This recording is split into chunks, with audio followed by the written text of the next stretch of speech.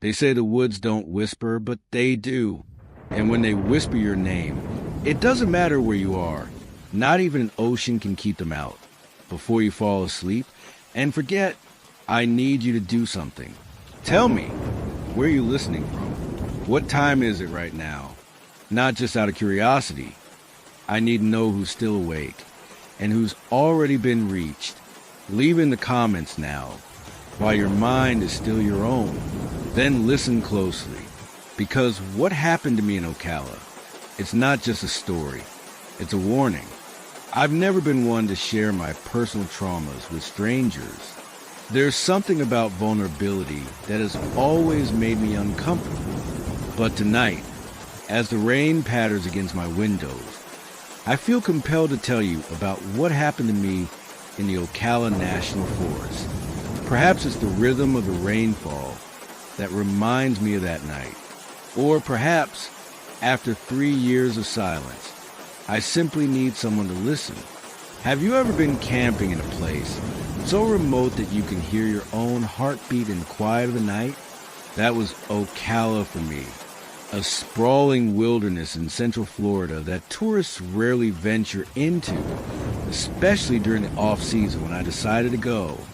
It was meant to be therapeutic. A weekend away from my demanding job in London, a chance to reconnect with nature during my business trip to the States. I'd read about Ocala's pristine lakes and ancient pine forests in a travel magazine, and something about it called to me. A place where mobile reception was spotty at best. No emails, no calls, just me and the wilderness. I arrived late afternoon on a Friday in October. The weather forecast had mentioned the possibility of rain, but nothing serious, just scattered showers.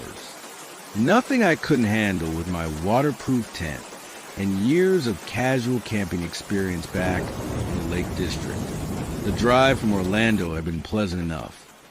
The landscape gradually shifting from suburban sprawl to rolling countryside, and finally to the dense pine forest that characterized Ocala. I'd rented a modest SUV, packed with all the camping essentials: tent, sleeping bag, cooking equipment, food supplies for 3 days, and several bottles of water. I'd also brought my father's old compass and a detailed map of the forest, though I planned to stick to the marked trails. As I pulled into the small car park at the trailhead, I noticed only 2 other vehicles: a battered pickup truck and a Forest Ranger's Jeep. The visitor center was a simple wooden structure manned by a solitary ranger, a weatherman in his 60s who introduced himself as Jim. "Bit late in the day to be heading out, isn't it?" he asked, eyeing my British passport as I signed the visitor's log. "I'll be quick," I assured him. "Just need to hike about 2 miles to the campsite before sundown." Jim frowned slightly, tapping his finger on the map spread out between us. "Most folks camp here," he said, pointing to a designated camping area near the main lake. "It's got facilities, fire pits, rangers check-in regular." I was hoping for something a bit more secluded, I replied after a moment's hesitation. He circled a smaller area on the map. "There's a clearing here by Whispering Pines Lake. It's not an official campsite, but we allow experienced campers to use it. It's about 2 miles from here, following the Blue Trail." He looked up at me, his eyes narrowing slightly. "You are experienced, right?" I nodded, perhaps a bit too eagerly. The truth was I'd only been on guided camping trips before, but how hard could it be to pitch a tent and make a campfire? "Just be careful," Jim continued.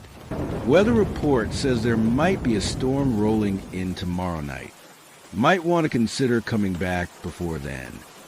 "I'll keep that in mind," I said, folding the map and tucking it into my pocket.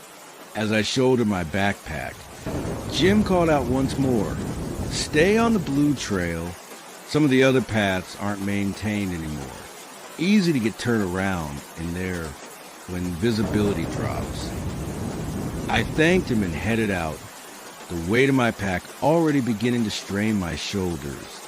The trail was well marked at first. Blue blazes painted on tree trunks every 50 yards or so. The forest was beautiful in that late afternoon light. Shafts of golden sunlight filtering through the canopy of pine needles above, casting dappled shadows on the forest floor. Have you ever noticed how forests have their own soundtrack? The crunch of pine needles underfoot, the distant call of birds, the whisper of wind through the trees. It's almost hypnotic. I remember feeling a sense of peace wash over me as I walked deeper into the forest, leaving the stresses of my normal life behind. About a mile in, I began to notice subtle changes in the atmosphere. The forest grew denser, the trees closer together. The blue trail markers became less frequent, forcing me to stop more often to make sure I was still on the right path. The golden sunlight had dimmed to a murky gray as clouds gathered overhead, and the temperature dropped noticeably. I checked my watch. Just past 5 p.m. I still had about an hour of daylight left. Plenty of time to reach the clearing by the lake, but as I continued walking, an uneasy feeling began to creep over me. It wasn't anything I could put my finger on at first. Just a sense that something wasn't quite right. The forest had grown quieter. The bird calls had ceased, and even the rustling of the wind seemed subdued. It was as if the forest itself was holding its breath, waiting for something. I quickened my pace, keeping my eyes fixed on the path ahead, searching for the next blue marker.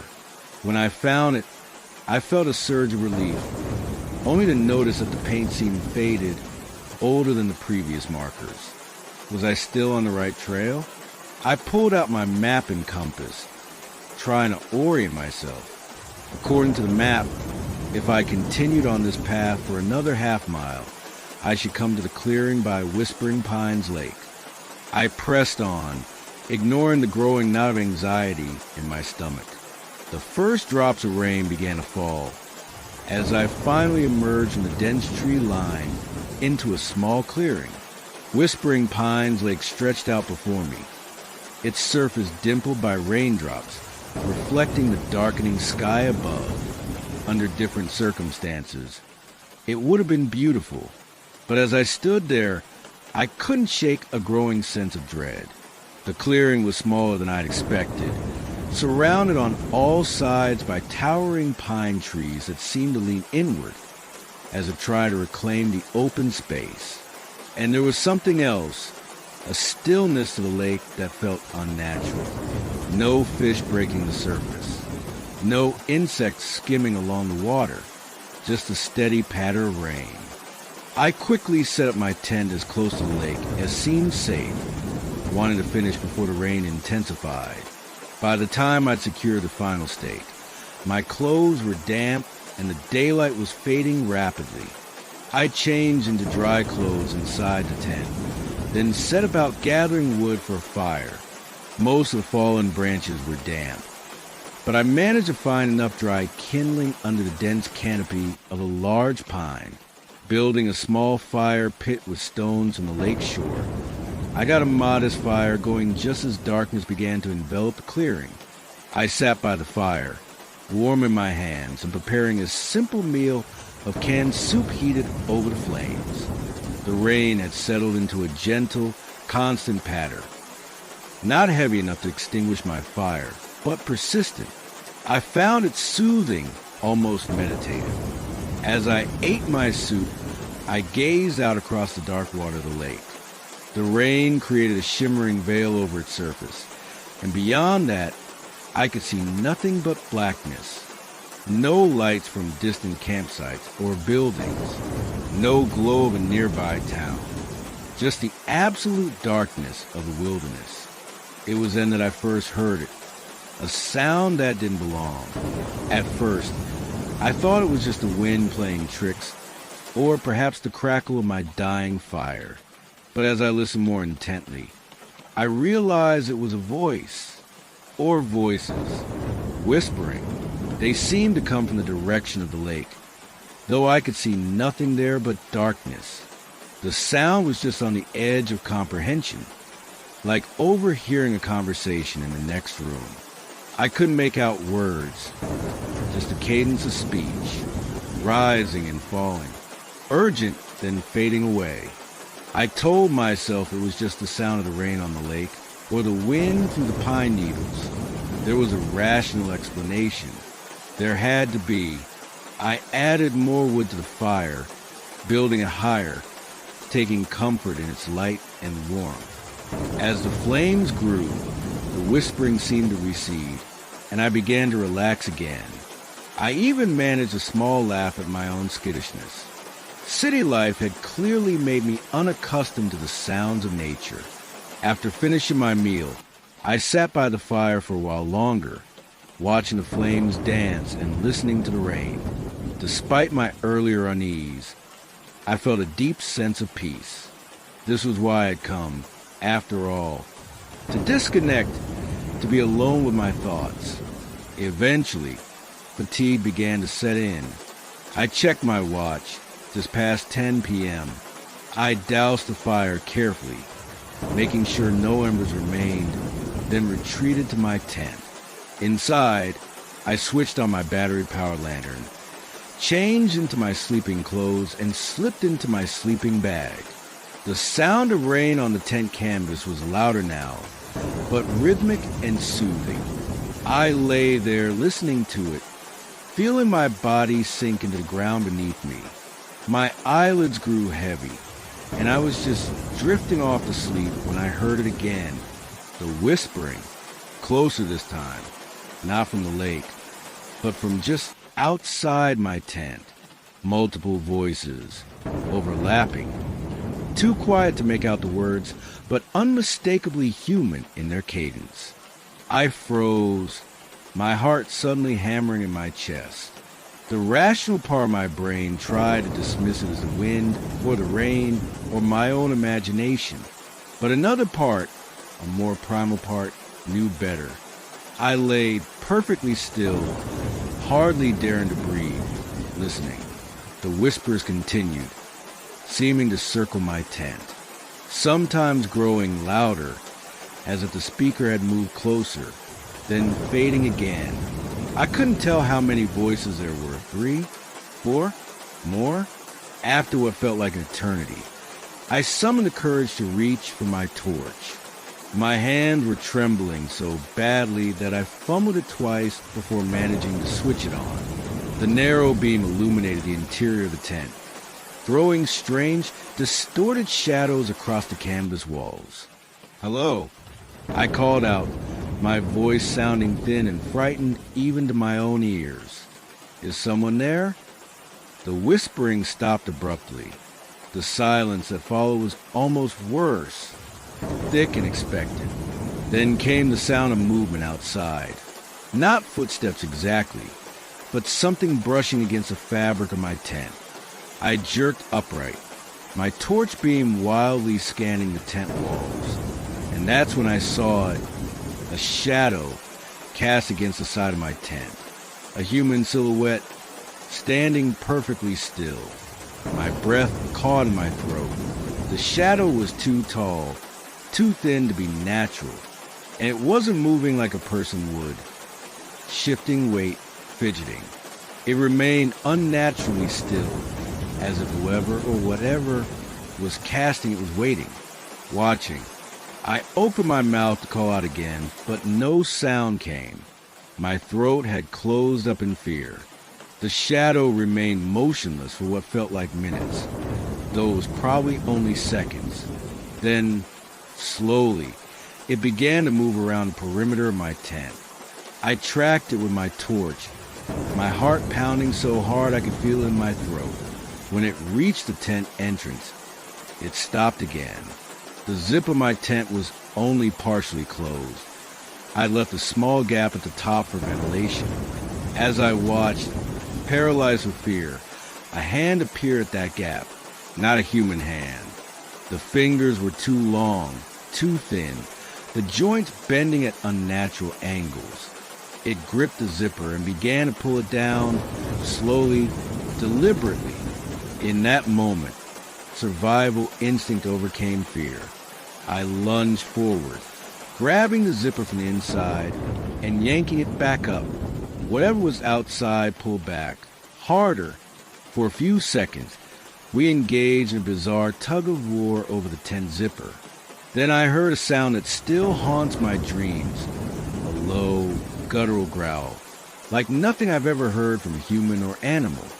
It was answered by more whispers, coming from all around the tent now. Multiple voices, multiple shadows moving around me. I abandoned the zipper and scrambled back, pressing myself against the far side of the tent. The entrance flew open, but in the darkness and rain, I couldn't make out what stood there. Just a darker patch of black against the night. Roughly human-shaped, but wrong somehow. Too tall, too thin, too still. What do you want? I managed to croak. The figure remained motionless. The whispering grew louder, more insistent, but still indecipherable. Then, slowly, the figure began to enter my tent. First one of those long, wrong-looking hands. Then an arm, impossibly thin. Then a shoulder, hunching to fit through the entrance. I did the only thing I could think of. I threw my torch at it. Pathetic defense, but driven by blind panic. The torch hit something solid with a dull thud, then clattered to the ground. Its beam now pointing at the tent wall, illuminating nothing. But the figure had withdrawn, at least momentarily. I seized the opportunity, grabbing my car keys and phone from beside my sleeping bag. Then, taking a deep breath, I launched myself toward the tent entrance, desperate to escape. I half expected to collide with whatever stood outside, but I met no resistance as I burst from the tent into the rainy night. The clearing was dark, the only light coming from my torch, now lying on the ground inside my tent. I couldn't see the figures, but I could hear them, the whispering now a frantic chorus, coming from all around me. I ran blindly towards where I thought the trail began, my feet slipping on the wet ground. The darkness was absolute, the rain now coming down in sheets. I had no light, no way to see where I was going, but staying was not an option. As I reached the tree line, I felt something snag my jacket. A branch. I told myself, just a branch. I pulled free and kept running, now among the trees, blind and terrified. The whispering followed, always just behind me, sometimes to my left or right, as if they were keeping pace, hurting me. I don't know how long I ran. Time seemed to stretch and distort, minutes feeling like hours. My lungs burned, my legs ached, but fear drove me onward. I fell countless times, crashing through undergrowth, slamming into trees I couldn't see in the darkness. At some point, I realized I was no longer on any path. The forest floor was thick with fallen branches and undergrowth that grabbed at my ankles. I was hopelessly lost, with no light, no compass, no way to orient myself. And still the whispering followed. I remember thinking, with a strange clarity that sometimes comes in a moment of extreme stress, that I was going to die here, that they, whatever they were, would run me to exhaustion, and then, what? I didn't know, and that was perhaps the most terrifying part. It was then that I saw it, a faint light through the trees ahead. At first, I thought it was a hallucination, my desperate mind conjuring what I most needed. But as I stumbled toward it, the light grew stronger, more defined. A building, a cabin of some sort, with a single light burning in a window. With a surge of renewed energy, I sprinted toward it, no longer caring about the noise I was making. If there were people there, normal human people, they could help me. And if it was a trap set by whatever was pursuing me, well, I was already caught as I burst into a small clearing surrounding the cabin. The whispering suddenly stopped. The silence was as shocking as a thunderclap. I froze, looking back at the dark wall of trees I had just emerged from. Nothing moved there, but I could feel eyes watching me, waiting. I turned back to the cabin. It was a simple structure, weathered wood with a small porch. The light came from a single window, warm and yellow. A thin trail of smoke rose from a stone chimney. I staggered up to the door and pounded on it with both fists. "Help!" I screamed, my voice breaking. "Please help me." For a long moment, nothing happened. I was about to pound on the door again when I heard movement inside. The scrape of a chair, footsteps approaching. Then the door opened, just a crack at first, secured by a chain. An eye appeared in the gap, dark, wary. "Who are you?" A man's voice demanded. American accent, southern drawl. "Please." I gasped, barely able to speak to my ragged breathing. "Something's following me from the lake, Whispering Pines Lake." There was a sharp intake of breath from the other side of the door. Then the chain was released and the door swung open. A man stood there, old and lean, with a weathered face and white hair. He held a shotgun pointed at the ground but ready. "Inside," he said tersely. "Now." I didn't need to be told twice. I stumbled past him into the cabin, nearly collapsing as the adrenaline began to ebb from my system. The man quickly closed and locked the door behind me, then moved to the window, peering out into the darkness. "You camped at Whispering Pines," he said. It wasn't a question. I nodded, sinking into a chair by a small wood-burning stove that provided the cabin's heat. "The ranger?" "Jim. He told me it was all right." The old man snorted. "Jim's new. Only been here 5 years. Doesn't know all the stories." He turned back to me, studying my face. "What did you see out there?" I tried to explain. The whispers, the shadows, the hand reaching for my tent zipper. As I spoke, the old man's face grew increasingly grim. When I finished, he nodded slowly, as if I confirmed something he already knew. "They found you quick," he said quietly. "Usually takes them a day or two to notice someone new at the lake." "What?" I had to pause to swallow, my throat dry with fear. "What are they?" The old man shook his head. "Don't rightly know. Been here all my life, and my daddy before me. They've always been there at Whispering Pines. Most times, they leave folks alone, but sometimes..." He trailed off, looking back out the window. "Sometimes what?" I pressed. He turned back to me, his eyes solemn. "Sometimes they take an interest, usually in folks from away, folks who don't belong." A chill ran through me that had nothing to do with my wet clothes. "The lake got its name for a reason," the old man continued. "Old-timers used to say the pines whisper secrets to each other, but it ain't the trees doing the whispering." He moved away from the window, checking that the shutters were secure before sitting in a chair opposite mine. "You're lucky you found my place. Most folks who get chased off from Whispering Pines never make it this far. They get turned around, end up going deeper into the forest instead of out. But what do they want?" I asked, my voice barely above a whisper. The old man was silent for a long moment, staring into the flames of his wood stove. "Company, maybe," he finally said. "It's lonely in the deep woods." We sat in silence after that, the implications of his words hanging in the air between us. Eventually, he offered me a blanket and a place to sleep on his floor. I accepted gratefully, though I doubted I would get much rest. As I lay there in the darkness, listening to the old man's soft snores from the bedroom and the continuing patter of rain on the roof, I couldn't stop thinking about what he'd said. It's lonely in the deep woods. I must have fallen asleep eventually, because the next thing I knew, sunlight was streaming through the cracks in the cabin shutters. The rain had stopped. The old man, who introduced himself as Earl over a breakfast of strong coffee and stale biscuits, offered to drive me back to the ranger station. What about my gear?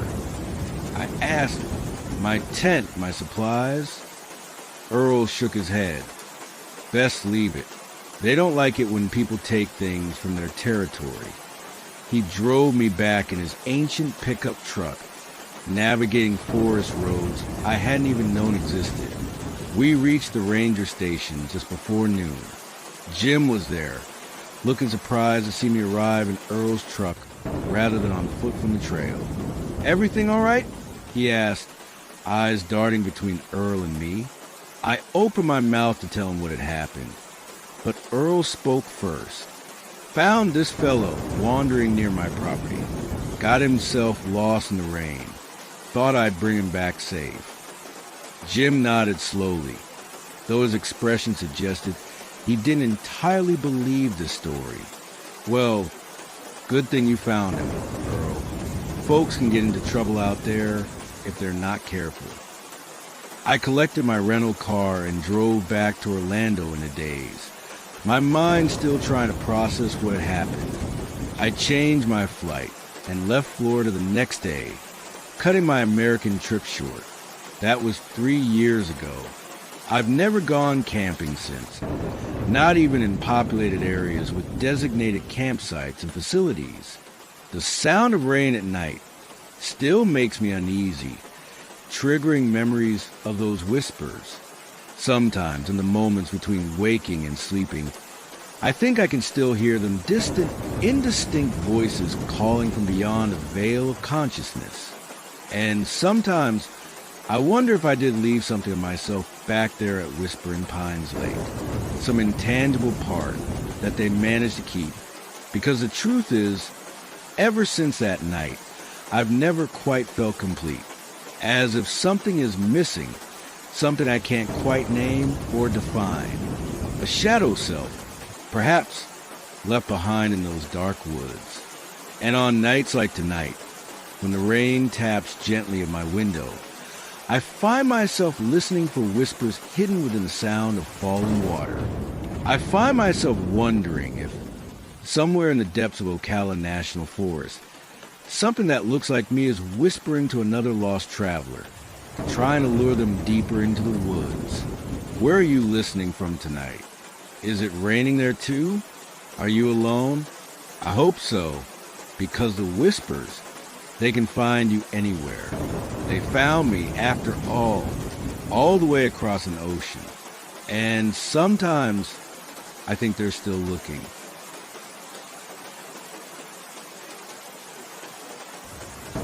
I've worked the night shift at Pine Hollow Petrol Station for nearly 4 years now. It's a solitary job, especially in winter when the rain lashes against the windows and the occasional lorry driver is the only customer I might see for hours.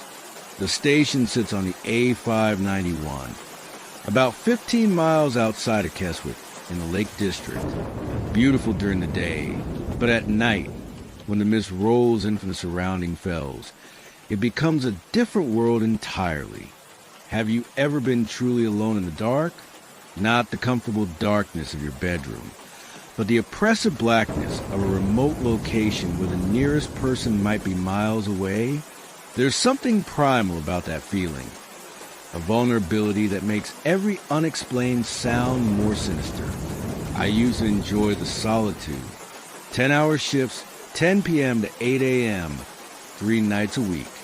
The pay was decent, and the quiet gave me time to study for my online courses. The owner, Mr. Hadley, didn't mind if I kept to myself behind the counter, as long as the shelves were stocked and the floor was clean. It was an easy routine that suited my introverted nature, until 3 weeks ago, when the rain first brought her to my door. It was a particularly nasty night. The weather forecast had warned of severe storms, and they weren't wrong. The rain had been relentless since sunset, drumming against the roof with such intensity that it almost drowned out the low hum of the refrigerators. Wind howled through the valley, bending the trees that lined the petrol station's perimeter. I hadn't seen a single customer in hours and had resigned myself to an uneventful night of reading and occasional glances at the CCTV monitors. At exactly 2:17 a.m., I remember checking the time. I heard a gentle tap on the glass door. I looked up from my textbook, startled through the rain-streaked glass. I could make out a figure standing outside, a woman, soaked to the bone, her dark hair plastered to her pale face. My first instinct was caution.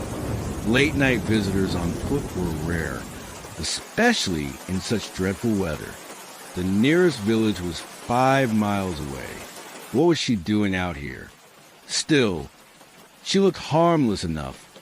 Small frame, probably in her late 20s, wearing what appeared to be a light summer dress completely inappropriate for the weather.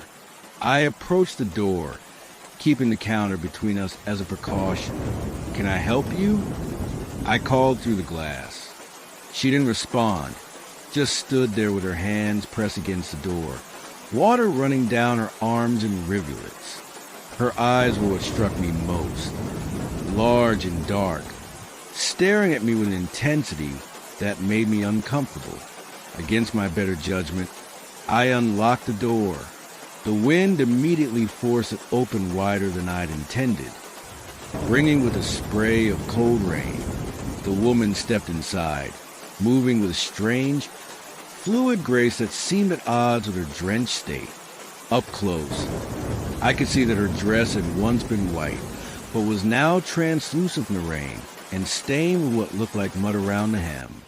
"Thank you," she said, her voice surprisingly clear and calm. I didn't think anyone would be open at this hour. "We're 24 hours," I replied, closing the door against the howling wind. "Are you all right? Do you need to call someone?" She shook her head, sending droplets of water flying from her dark hair. "No phone calls. No one to call." She smiled then, but it didn't reach her eyes. My car broke down a few miles back. I thought I could walk to somewhere with a telephone, but then the storm got worse. Something about her story didn't quite add up. Who goes for a drive in a summer dress during a storm forecast? But I wasn't in a position to question her. She was clearly in need of help. "You can use our phone," I offered, gesturing to the landline behind the counter. "Or I can call a taxi for you, though it might take a while to get here in this weather." "That's very kind," she said, moving further into the shop. Her bare feet left wet prints on the linoleum floor. I hadn't noticed until then that she wasn't wearing shoes. "You must be freezing," I said, my concern growing. "I have a spare jumper in the back if you'd like to borrow it." She tilted her head slightly, as if considering my offer. "Cold doesn't bother me much." She ran her fingers along a shelf of snacks, leaving a damp trail. "But I am hungry." "Help yourself," I said, gesturing to the snack aisle. "On the house," given the circumstances. I moved back behind the counter, keeping an eye on her as she wandered through the aisles. There was something off about the way she moved. Too fluid, almost like she was gliding rather than walking. I told myself it was just a late hour and the strange circumstances making me imagine things.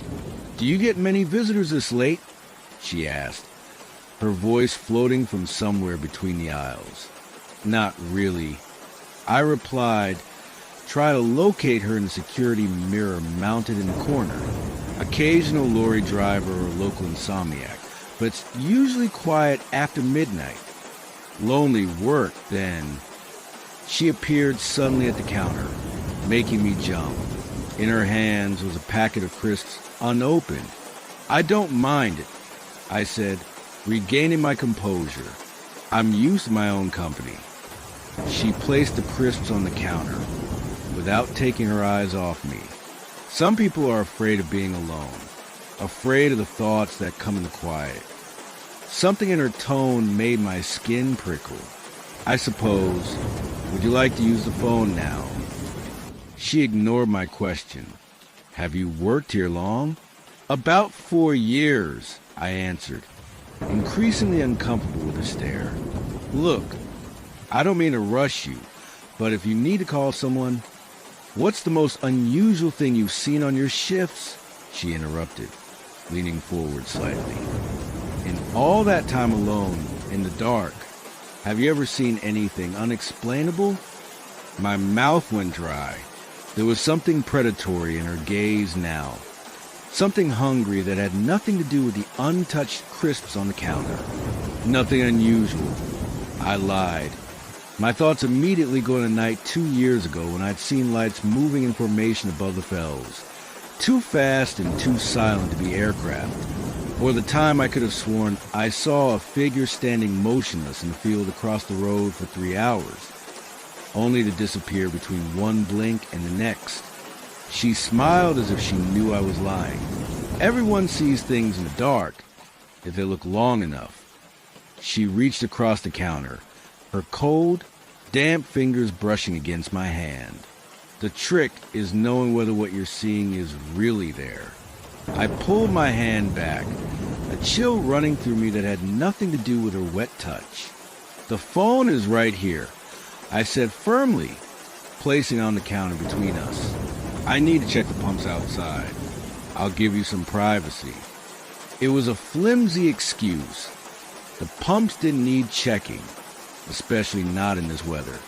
But I needed a moment away from her unsettling presence. There's no need to go outside, she said softly. The rain is getting worse. As if to confirm her words, a flash of lightning illuminated the forecourt, followed almost immediately by a deafening crack of thunder. The lights in the shop flickered once, twice, then steadied. I glanced at the CCTV monitor showing the forecourt. The rain was indeed coming down in sheets now, turning the world outside into a gray blur. But there was something else, a dark shape moving across the car park, too indistinct to identify. Someone else is out there, I said, peering at the screen. The woman didn't turn to look. No one is coming, she said with certainty. No one ever comes on nights like this. That's why I chose tonight. A cold weight settled in my stomach. Chose for what? Her smile widened, revealing teeth that seemed too sharp, too numerous. To find someone who sees things in the dark, someone like you. The lights flickered again and went out completely, plunging the shop into darkness. The backup generator should have kicked in immediately, but the darkness remained absolute. Even the glow from the refrigerators was gone. I fumbled for my phone in my pocket, my heart racing. The screen came to life, casting a feeble light around me. The woman was gone from the counter. Hello? I called out, my voice embarrassingly thin with fear. Are you still there? No response. Just the sound of rain hammering on the roof and my own rapid breathing. I switched to the torch function on my phone and swept the beam around the shop. Empty aisles, no sign of her. Then I heard it, a soft, wet sound from behind me, like bare feet on linoleum. I spun around, the torch beam cutting through the darkness. Nothing, but the sound came again, closer now, off to my right. This isn't funny, I said, trying to keep my voice steady. I'm going to call the police. You could, her voice whispered, impossibly close to my ear, but they won't come in time. I jerked away, swinging the torch wildly, but catching only glimpses of empty space. My back hit the counter, and I groped behind me for anything that might serve as a weapon. My fingers closed around a pair of scissors we kept for opening packages. What do you want? I demanded, brandishing both torch and scissor before me. A low laugh echoed through the darkened shop, seeming to come from everywhere at once. I told you, I'm hungry. Another flash of lightning briefly illuminated the shop through the windows. In that split second of harsh white light, I saw her, or what had been her. The woman stood in the middle of the shop, but her form was wrong. Her limbs were too long, joints bending at unnatural angles. Her neck was elongated, her head tilted at an impossible angle, and her mouth, dear God, her mouth was open far too wide, stretched in a grotesque parody of her earlier smile. Darkness returned with the fading of the lightning, and I stood frozen. The image burned into my retinas. The scissors trembled in my grip. Were you? I whispered. I've been called many things. Her voice came from directly in front of me now, though my torch revealed nothing there. But most simply, I am hunger, loneliness, the things that grow in dark, empty places. I backed away, moving toward the door to the storeroom where we kept the proper torch and an emergency radio. If I could just get there. You won't make it, she said, as if reading my thoughts. No one ever does. I ignored her, continuing my slow retreat. My torch beam swept across the floor, revealing those wet footprints leading in my direction. Except they weren't footprints anymore. They were too large, misshapen, more like the marks an animal might leave. You've been alone too long, she continued, her voice changing, deepening, gaining a strange, hollow quality. Watching the darkness, seeing things you shouldn't. It draws us to you, recognizes. My back hit the storeroom door. I fumbled for the handle, never taking my eyes off the darkness before me. The door wouldn't budge. Locked. But that was impossible. We never locked it. For years, she said closer now. For years of night shifts, staring into the void. Did you never wonder if the void was staring back? Another lightning flash, and she was there, directly in front of me, her face inches from mine. What I saw in that brief illumination wasn't human. Hadn't been human for a very long time, if ever. Her eyes were black pits. Her mouth a gaping maw lined with needle-like teeth. Her skin hung on her elongated frame like wet paper. I screamed then, a sound torn from the deepest part of me. In desperation, I lunged forward with the scissors.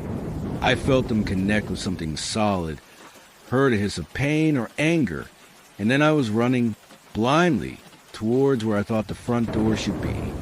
My hip struck a display stand, sending packets of crisps cascading to the floor. I stumbled but kept moving, guided only by the weak beam of my phone torch. Behind me, I could hear her moving, a wet, slithering sound that pushed me to run faster. I reached the door and yanked it open, nearly sobbing with relief when it gave way. The storm hit me like a physical force, wind and rain lashing at my face, nearly knocking me off my feet. But it was better than the darkness inside, better than what waited for me there. I ran into the rain, across the forecourt towards my car parked at the side of the building. Lightning flashed continually now, illuminating the world in strobing bursts that made everything seem disjointed, unreal. In one of those flashes, I looked back at the shop. She stood in the doorway, her form silhouetted against the darkness behind her. Even from a distance, I could see that she had abandoned any pretense of humanity. Her body was twisted, elongated, more shadow than substance, and she was watching me, head cocked in an impossible angle, but she wasn't following. She remained at the threshold of the shop, as if unable or unwilling to venture further into the storm. I reached my car, fumbling with cold, wet fingers to unlock it. Once inside, I locked the doors and started the engine, hands shaking so badly I could barely turn the key. The headlights came on, cutting through the rain to illuminate the shop front. The doorway was empty. She was gone. I reversed out of the parking space and onto the main road, driving well above the speed limit, despite the treacherous conditions. In my rear-view mirror, I could see the petrol station receding, a small island of light in the darkness. I didn't slow down until I was miles away, my heart still pounding against my ribs. I called Mr. Hadley as soon as I had phone signal, giving him some excuse about feeling ill and having to leave. He was angry, of course. Leaving the shop unattended was ground for dismissal, but I didn't care. I knew I would never go back there, not for any amount of money. When the police investigated the next day, they found nothing unusual. The power outage was attributed to the storm. The security cameras had stopped recording when the power went out, conveniently erasing any evidence of my strange visitor. The scissors I had stabbed her were found on the floor near the storeroom, clean and unmarked, according to Mr. Hadley, who called to officially fire me. Nothing was missing from the shop except a single packet of crisps. I've moved since then, left the Lake District entirely for the relative safety of a busy city. I work days now, in a crowded office where I'm never alone. I keep all the lights on in my flat at night, and I block the gap under my door with a towel, not to keep out drafts, but to stop the rain from bringing in what might follow it. Because the thing is, I don't think she was there by chance. She found me because I'd seen things in the darkness, because years of solitary night shifts had somehow marked me, made me visible to her kind. And I can't shake the feeling that she's still out there, waiting for another stormy night to come knocking at another door. Sometimes, when the rain is particularly heavy against my window, I imagine I hear a gentle tapping, a request to be let in. And sometimes in the moment between sleeping and waking, I see her face, that inhuman smile stretching too wide, those black pit eyes staring into me. Can you hear the rain now as you listen to my story? Is it tapping against your window, gentle and persistent? Perhaps you should check that your doors are locked, that all the gaps are sealed. Because once they know you've seen them, once they know you're the type of person who notices the things moving in the darkness, they never really stop looking for you. And sooner or later, on a night when the rain falls heavy and the world is dark, you'll hear that gentle tapping at your door.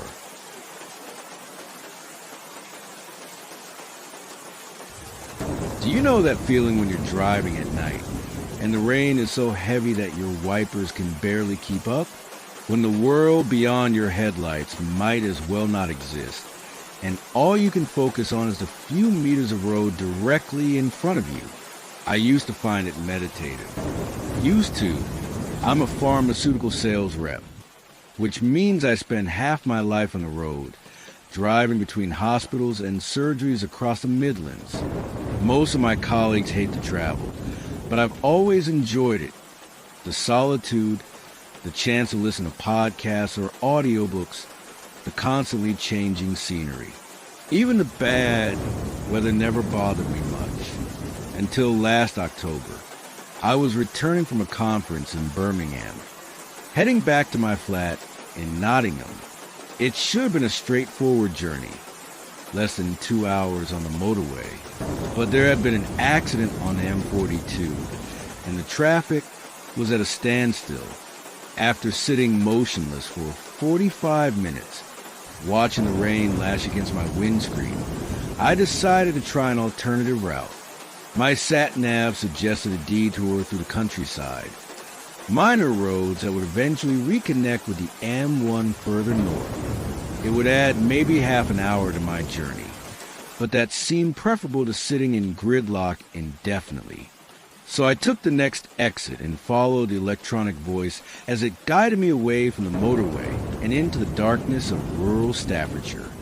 The rain intensified as I drove, sheets of water slamming against my car with such force that it sometimes felt like I was driving underwater. The roads became progressively narrower, twisting through farmland and patches of woodland. Signs of civilization grew scarce. No streetlights, no other cars, just the occasional farmhouse with a single illuminated window, like a distant lighthouse in a storm. I'd been driving on these back roads for perhaps 20 minutes when my sat-nav instructed me to turn onto something called Blackwood Road. It was barely more than a single track, bordered by ancient hedgerows that seemed to press in on either side of my car. The branches of trees overhead formed a canopy that blocked what little moonlight might have penetrated the storm clouds, creating a tunnel of almost perfect darkness that my headlights struggled to pierce. About a mile along this road, my sat-nav suddenly lost signal. The screen froze, then went blank. I cursed, tapping at it in frustration, but it remained dead. Just a technical glitch. I told myself, electronic devices failed all the time. But in that moment, alone in the dark with the rain hammering on the roof of my car, it felt ominous. I considered turning back, but the road was too narrow to safely execute a three-point turn in such poor visibility. Better to continue forward until I found a junction or a wider section of road. I slowed my speed, peering intently through the rain-streaked windscreen. Conscious about the sat-nav, I was essentially driving blind in unfamiliar territory. The road seemed to go on forever, twisting and turning through the darkness.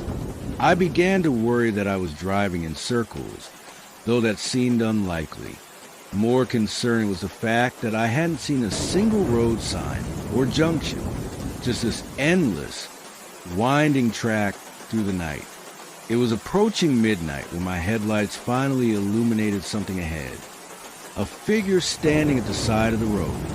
A person, seemingly oblivious to the torrential rain, just standing there. My first thought was that it must be someone in trouble, a broken-down vehicle, perhaps, though I couldn't see any car nearby. As I drew closer, I could make out more details. A man, middle-aged, wearing what appeared to be a dark suit, completely drenched, his hair plastered to the skull, yet standing perfectly still at the edge of the road, facing my approaching car. I slowed down further, unsure whether to stop. Something about the situation felt wrong. Who would be out here in the middle of nowhere during a storm like this? And why was he just standing there, making no attempt to flag me down or signal for help? As my car drew level with him, he turned his head to look directly at me. His face was pale, almost luminous in the glow of my headlights. Our eyes met through the passenger window, and I felt a chill that had nothing to do with the weather. His expression was blank, devoid of any emotion, yet somehow hungry, expectant. I should have accelerated, driven past without stopping. That would have been the sensible thing to do. But some combination of ingrained social conditioning and morbid curiosity made me slow to a stop beside him. I lowered the passenger window just a crack, enough to speak through, but not enough for rain or anything else to get in. "Are you all right?" I called over the sound of the rain. "Do you need help?" He stared at me for a long moment before responding, his face still unnaturally blank. "I need to go home," he said finally. His voice was flat, lacking any inflection, almost mechanical in its delivery. "Where's home?" I asked, already regretting the interaction. "I can call someone for you if you've broken down." "Not far," he replied, his eyes never leaving mine. "Just up the road. You're going my way." It wasn't a question, but a statement of fact. Something about the way he said it, with absolute certainty, made the hairs on the back of my neck stand up. "I'm not sure where I'm going at the moment," I admitted, gesturing to my dead sat-nav. My GPS is down. A smile spread across his face then. Too wide, too many teeth. I know the way, he said. I can show you. Every instinct I possessed was screaming at me to drive away. There was something profoundly wrong about this man, this situation. But before I could respond, he reached for the passenger door handle. I hadn't unlocked the doors. I'm certain of it. Yet the door opened as if it had never been locked at all. The man folded his tall frame into the passenger seat before I could object, bringing with him the smell of wet earth and something else. Something rotten and sweet, like decaying flowers. Water poured off him, immediately soaking my car's upholstery. Drive, he said, still smiling that too wide smile. Straight ahead. My mouth had gone dry, my heart hammering against my ribs. I wanted to tell him to get out, to threaten to call the police, but something stopped me. Perhaps it was the unnatural stillness of him, the way he barely seemed to breathe. Or perhaps it was those eyes, flat and dead, like a doll's eyes. I put the car in gear and began to drive, my hands slippery with sweat on the steering wheel despite the chill in the air. We continued along Blackwood Road in silence for several minutes. The only sounds of drumming of rain and the rhythmic swish of the wipers. Turn right at the fork, he said suddenly, making me jump. I hadn't seen any fork in the road ahead. But as soon as he spoke, my headlights illuminated a junction I could have sworn wasn't there seconds before. I turned right, my sense of unease deepening. This new road was even narrower, more overgrown. Branches scraped against the sides of my car like fingernails. How much further? I managed to ask, my voice embarrassingly high. He didn't answer immediately. From the corner of my eye, I could see him staring straight ahead, that fixed smile still on his face. When he finally spoke, his voice had changed subtly, deeper, with an accent I couldn't place. Not far now. They're waiting. A cold weight settled in my stomach. They? Who's waiting? Again, that pause before answering. Family. We drove on in silence for what felt like an eternity. The road became rougher, less maintained, until it was little more than a dirt track. My car, a city-friendly hatchback, struggled with the terrain, jolting and bouncing over ruts and potholes. Just as I was about to insist that he get out, that I couldn't go any further, the trees opened up to reveal a clearing, and in that clearing stood a house. It must have been grand once. A large Victorian country house with multiple gables and a wraparound porch. But now it was a ruin. Windows broken or boarded up. Parts of the roof cave in. The once white paint peeling and black with mold. No lights showed from within. It looked abandoned, derelict. Yet my passenger leaned forward eagerly, that unnatural smile widening. "We're here," he said, his voice suddenly animated for the first time. "Home." I stopped the car at the edge of the clearing, unwilling to drive any closer to that decaying structure. "This is your home?"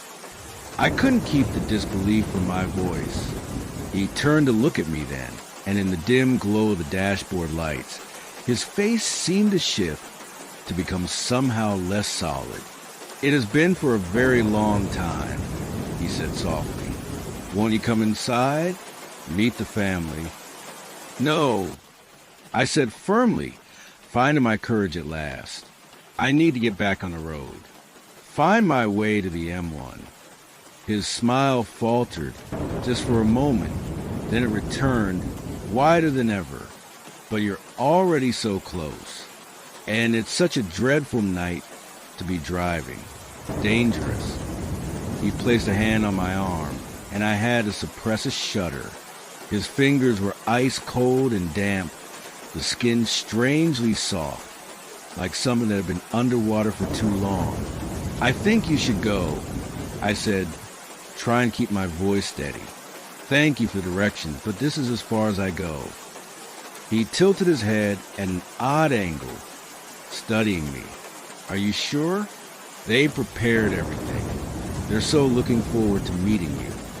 As he spoke, I glanced at the house again, and that's when I saw them, figures in the windows, pale faces pressed against the glass, watching, dozens of them. In every window of that supposedly abandoned house, some seemed to be waving, beckoning. I looked back at my passenger in horror, only to find his appearance had changed. His skin was now a pallid gray, his eyes sunken and clouded. That too wide smile revealed teeth that were black with rot. Water dripped constantly from his hair, his clothes, pooling in the footwell of my car. More water than could possibly have come from the rain alone. "Last chance," he said, his voice now a gurgling whisper. "They're hungry, so hungry." In that moment, survival instinct overcame terror. I lunged across him and yanked open the passenger door. Then, before he could react, I shoved him with all my strength. He fell backward out of the car with surprising ease, as if he weighed almost nothing. I didn't wait to see him hit the ground. I slammed the door shut, threw the car into reverse, and hit the accelerator hard. The tires spun in the mud before finding purchase, and the car shot backward down the track we'd arrived on. In my rear-view mirror, I could see him standing in the pouring rain, watching my retreat. He didn't attempt to chase me. He didn't need to, because behind him, emerging from the house, were the others. Dozens of figures, all with that same pallid gray skin, all moving with that same unnatural stillness. All coming toward the road I was now racing along. I drove backward for as long as I dared, then executed a clumsy three-point turn when the track widened slightly. As I completed the turn, my headlights swept across the woods beside the road, illuminating more figures moving between the trees. Following, keeping pace with my car, I floored the accelerator, no longer caring about the ruts and potholes that threatened to bottom out my suspension. All that mattered was putting distance between myself and whatever those things were. The rain continued to hammer down, reducing visibility to almost nothing, but I didn't dare slow down. I don't know how long I drove like that. It could have been minutes or hours. Time seemed to lose all meaning in my panic. I took turns at random, no longer caring about finding the M1, just desperate to find my way back to civilization, to streetlights and other cars and the comforting presence of other living humans. Eventually, miraculously, I found myself on a proper road again, 2 lanes, with a white line down the middle and reflective cat's eyes marking its edges. I nearly wept with relief when I spotted a road sign indicating that Litchfield was 10 miles ahead. I was back in a world of maps and directions and places with names. I drove straight to the nearest well-lit petrol station in Litchfield and sat there for almost an hour, engine running, doors locked, watching the rain and trying to convince myself that what I'd experienced had a rational explanation. Perhaps the man had been a vagrant or someone with mental health issues. Perhaps the house had been occupied by squatters. Perhaps the figures I'd seen in my rearview mirror had been nothing more than trees swaying the wind, transformed by my fear and the poor visibility. But I knew deep down that none of these explanations accounted for everything I'd seen and felt. The way the man had opened my locked car door, the impossible number of people in that derelict house, the way they had moved through the woods, keeping pace with my speeding car. When I finally mustered the courage to continue my journey home, I stuck rigidly to main roads, despite the sat-nav, which had mysteriously come back to life as soon as I reached Litchfield, suggesting various shortcuts. I didn't arrive home until nearly 4 a.m., exhausted and still shaking. The next day, after a few hours of fitful sleep, I try to find Blackwood Road on maps. It doesn't exist, at least not where I encountered it. The closest match is a Blackwood Lane some 30 miles from where I believe I was driving that night. As for the house, I've spent countless hours searching online for records of abandoned Victorian mansions in Staffordshire. I've found nothing that matches what I saw. It's as if that stretch of road, that clearing, that house, none of it exists in the world most people inhabit, but it exists somewhere. I know because 3 days after my encounter, I received a letter. No stamp, no postmark, just my name and address handwritten on the envelope in spidery script. Inside was a single sheet of paper, damp to the touch, with 5 words written on it. We're still waiting for you. Since then, I've moved house twice. I've changed jobs to one that doesn't require driving. I take taxis or public transport when I need to go somewhere. And never after dark if I can help it. I've installed additional locks on my doors and windows. Not that they would help if he decided to come for me. Because that's the thing that keeps me awake on rainy nights like this one. He opened my locked car door as if the lock didn't exist. As if the normal rules of the physical world don't apply to him or his family. And sometimes when the rain is particularly heavy, I think I can hear them. Soft footsteps on the pavement outside my building. The gentle squeak of wet shoes in the hallway. And once, just once, what sounded like breathing outside my bedroom door. Are you listening to this while driving? Are you on an unfamiliar road with the rain beating down on your roof? If you see someone standing by the roadside up ahead, someone who shouldn't be out in weather like this, keep driving. Don't slow down. Don't look at their face. And whatever you do, don't offer them a ride home, because they're not trying to get home. They're already there, in that place that isn't on any map. They're just looking for someone to join them. Someone like you, someone like me, and sooner or later, I think they're going to find me again.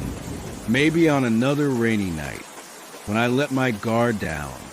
Or maybe they're closer than I think, listening as I tell you this story, waiting for me to finish. Can you hear the rain getting heavier? I can.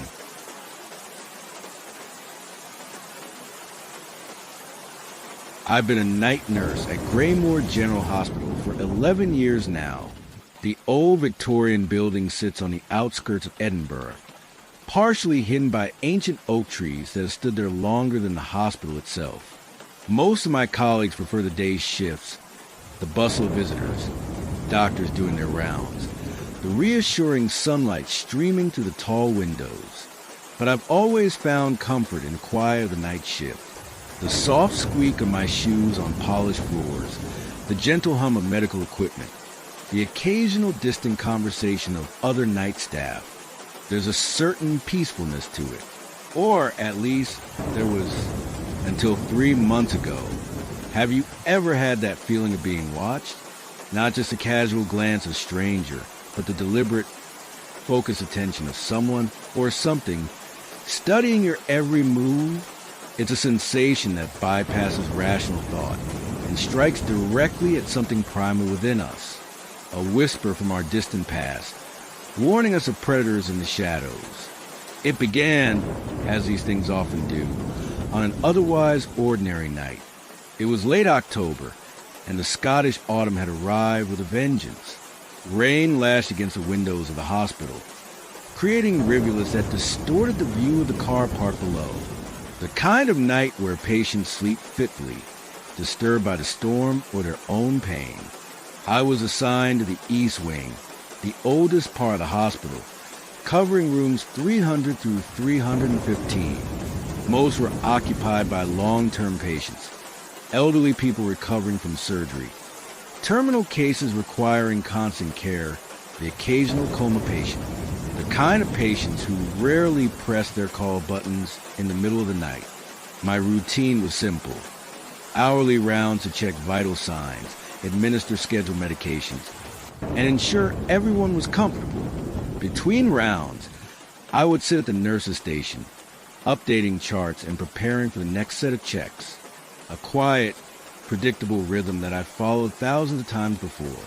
The storm had knocked out power briefly around midnight, though the hospital generators had kicked in almost immediately. Still, the system reset had caused some of the monitoring equipment to require manual restarts.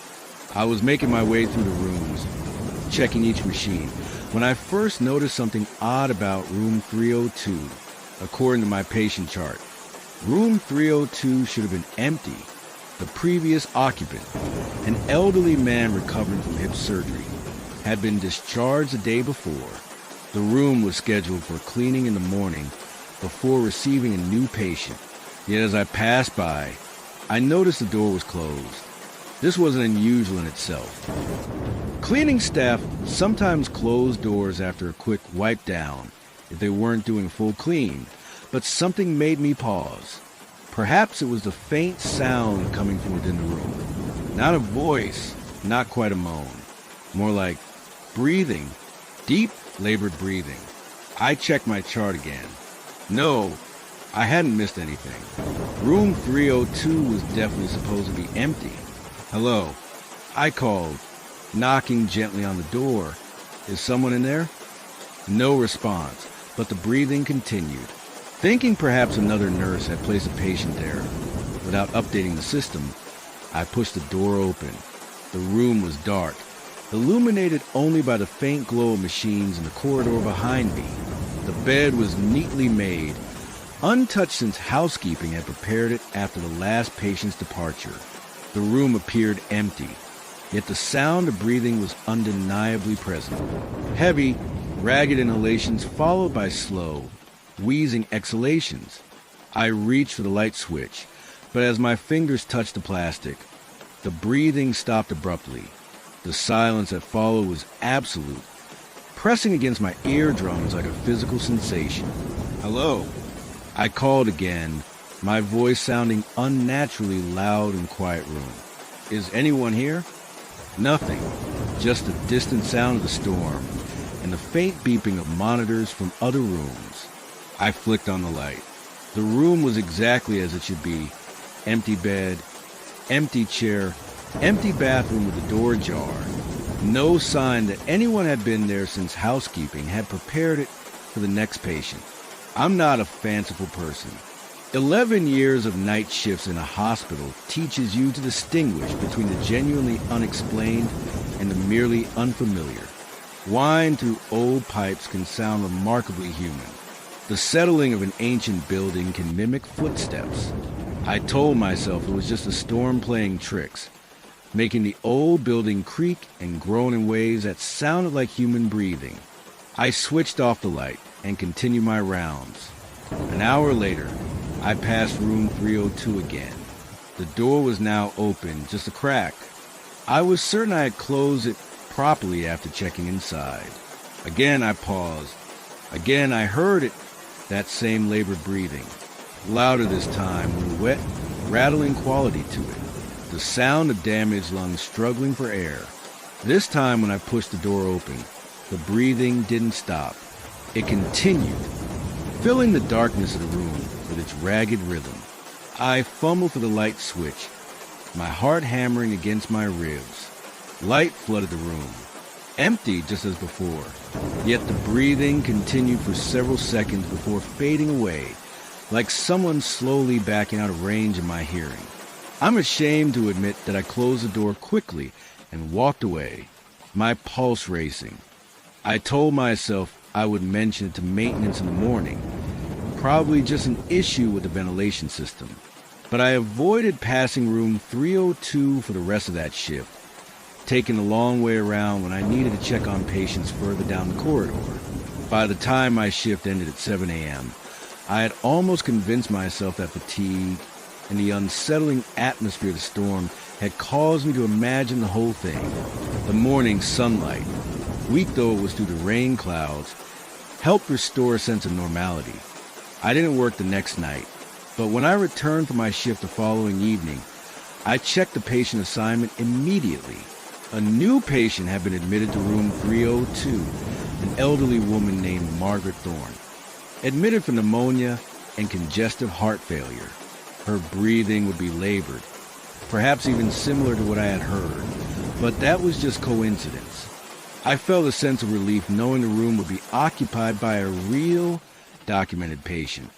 That night was quieter, the storm having moved on, leaving behind only a gentle pattering of rain against the windows. My rounds proceeded normally until I reached room 302 around 2 a.m.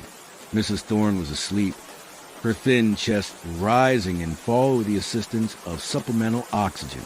The monitors showed her vitals were stable, if weak. I checked her floor, adjusted her oxygen level slightly, and was about to leave when I heard it. That same breathing from 2 nights ago. Not coming from Mrs. Thorne, whose breathing was shallow and rapid, but from somewhere else in the room, deep labored, with that distinctive wet rattle. I froze, my hand on the door handle, afraid to turn around. The sound seemed to be coming from the corner of the room, near the small wardrobe where patients could hang their personal items. There was nothing there. I had seen the empty corner when I entered. Yet the breathing was unmistakable. Slowly, I turned my head. The corner was dark, the shadows deeper there than they should have been given the dim light from the corridor.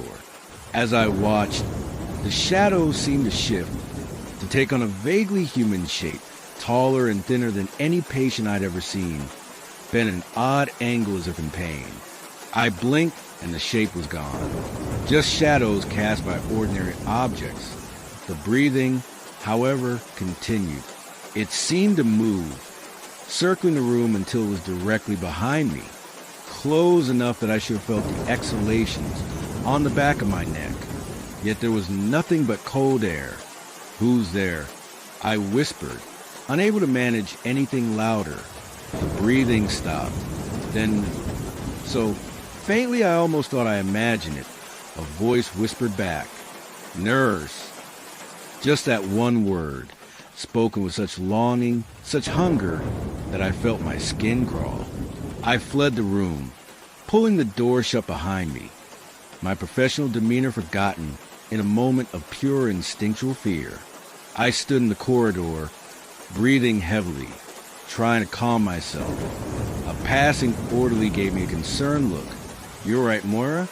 You look like you've seen a ghost." I forced a smile. "Just tired. Long shift." He nodded sympathetically and continued on his way, leaving me alone with my racing thoughts. I considered checking the room again, this time with someone else present, but the thought of returning to that room, of possibly hearing that voice again, was unbearable. Instead, I went to the nurse's station and pulled up Mrs. Thorne's admission records on the computer. I told myself I was just being thorough, checking if there was anything in her history that might explain what I'd experienced. What I was really looking for, I think, was reassurance that room 302 was just an ordinary hospital room, not whatever my frightened mind was beginning to think it might be. What I found only deepened the cold dread that had settled in my stomach. Room 302 had an unusually high mortality rate over the past 5 years. Not dramatically so, nothing that would trigger an investigation, but statistically significant. Patients placed in that room tended to deteriorate more rapidly than predicted by their conditions. Many reported breathing difficulties, regardless of their original diagnosis.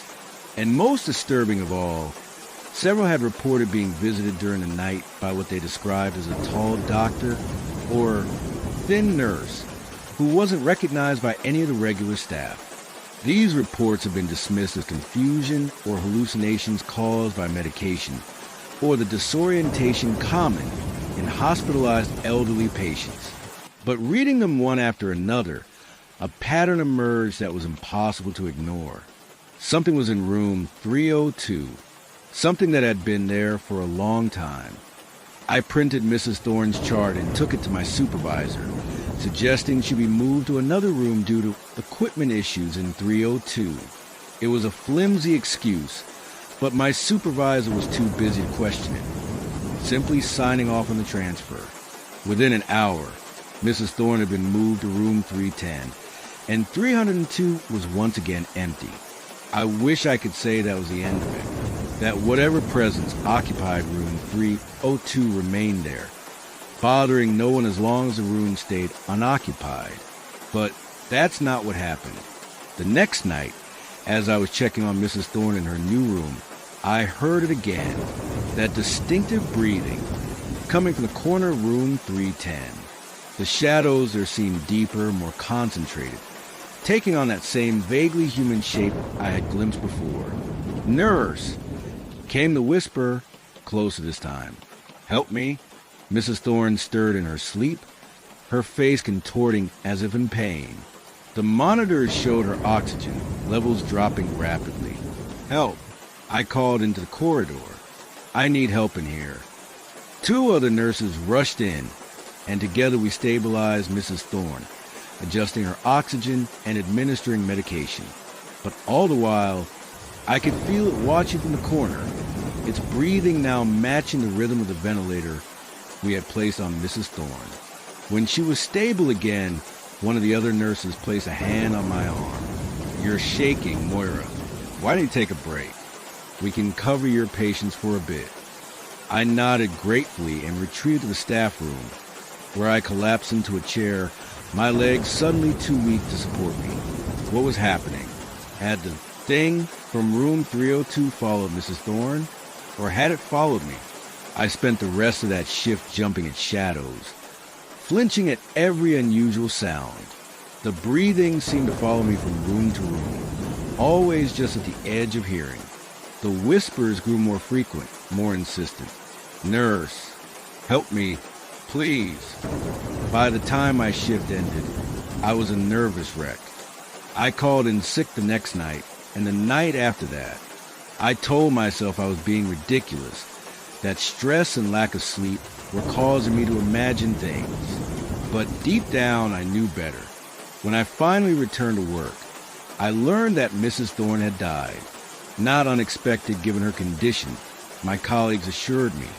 Her body had simply been too weak, her lungs too damaged to recover.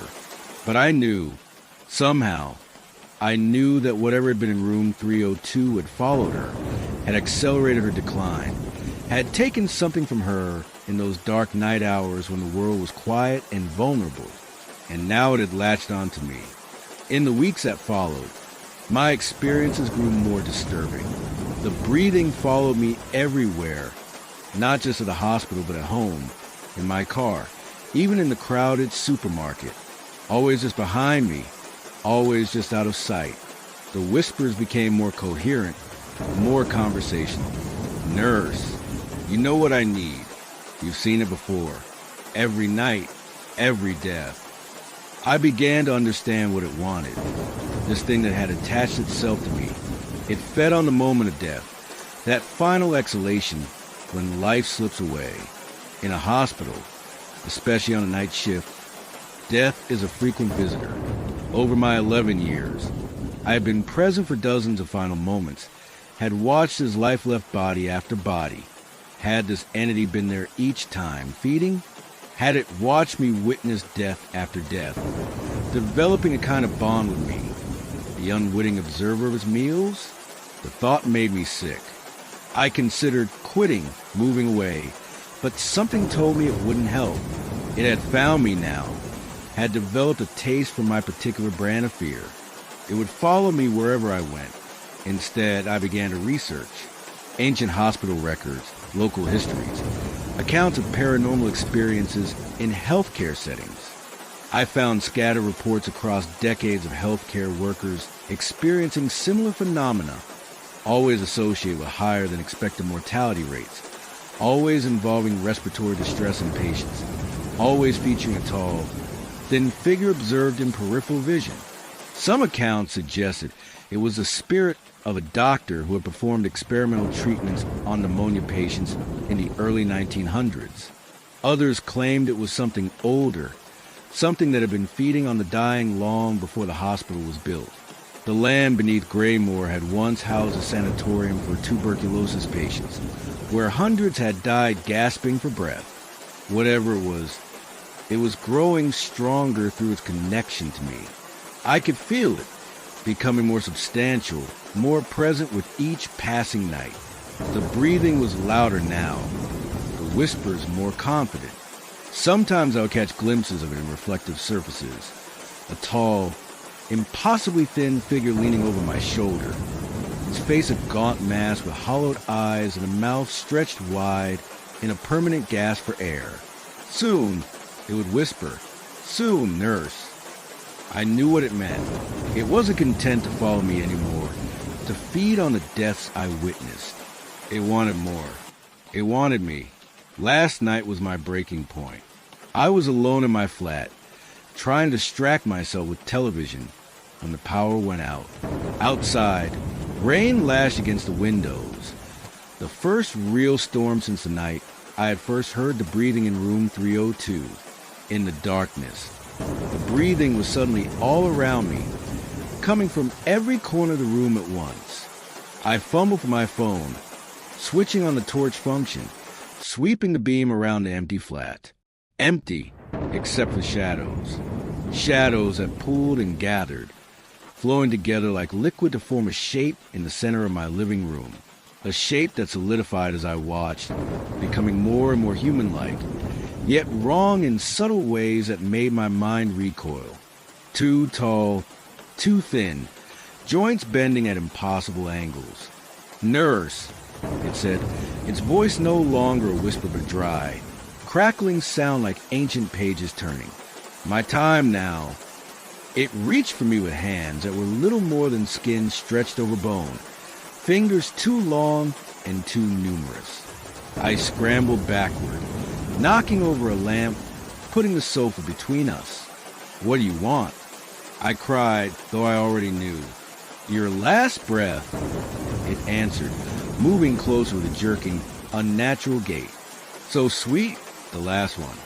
Full of life, full of fear. I ran for the door, but it was there before me, blocking my escape. It moved like smoke, flowing rather than stepping, reforming wherever I tried to flee. In desperation, I grabbed the only weapon at hand, a heavy glass paperweight from the side table. I hurled it at the figure, expecting it to pass through. Instead, there was a satisfying thud as it struck what felt like solid flesh, followed by a hissing shriek of pain or anger. The figure dissipated momentarily, becoming smoke-like again, and I seized the opportunity. I wrenched open the door and fled into the rain-soaked night, not stopping until I reached the all-night cafe 3 blocks away. I sat there until dawn, drinking cup after cup of bitter coffee, ignoring concerned glances of the staff. With the morning light came a semblance of rationality. I called in sick again, then used my laptop to book a hotel room for the next few nights. I'm writing this now from that anonymous room, listening to the rain against the window and trying to decide what to do next. I can still hear the breathing sometimes, distant but persistent. It's found me again. I think it always will. The hotel manager knocked on my door earlier, concerned because other guests had complained of gasping sounds coming from my room during the night. Sounds I didn't make. At least, not consciously. I don't know how much longer I can run from this thing. Every night it gets closer, more substantial, more determined. I've started to experience breathing difficulties myself, waking gasping for air, feeling as if something heavy is sitting on my chest. My lungs ache constantly now, a deep, spreading pain that no amount of medicine seems to touch. I think it's already started taking pieces of me, preparing for final feast. So I'm sharing this story as a warning. If you work in healthcare, particularly in old hospitals during the night shift, be wary of empty rooms that sound occupied. Be suspicious of patients who deteriorate rapidly for no apparent medical reason. And if you ever hear breathing that doesn't match the rhythm of your own lungs, do not, under any circumstances, acknowledge it. Don't speak to it. Don't look for it.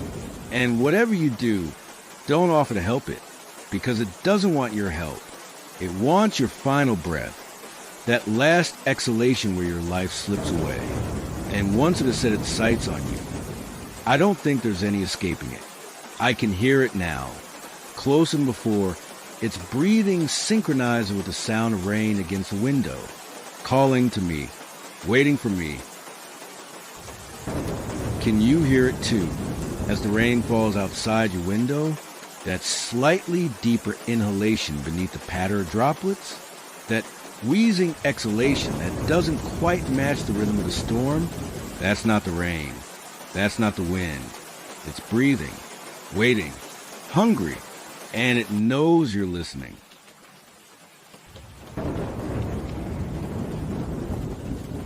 I've driven across Blackwater Bridge 1,000 times. It's a small stone structure, barely 2 cars wide, spanning a narrow but deep section of the River Wye in Herefordshire, not far from the Welsh border. Local legend claims it was built in the 17th century, though nobody seems to know exactly when or by whom.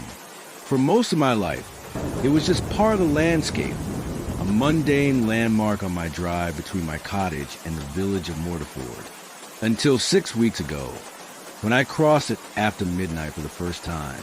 Have you ever noticed how familiar places transform in the dark?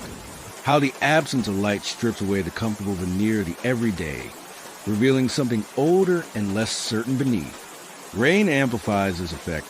I've found the way it distorts surfaces, muffles sounds, creates barriers of water that seem to separate you from the world you know.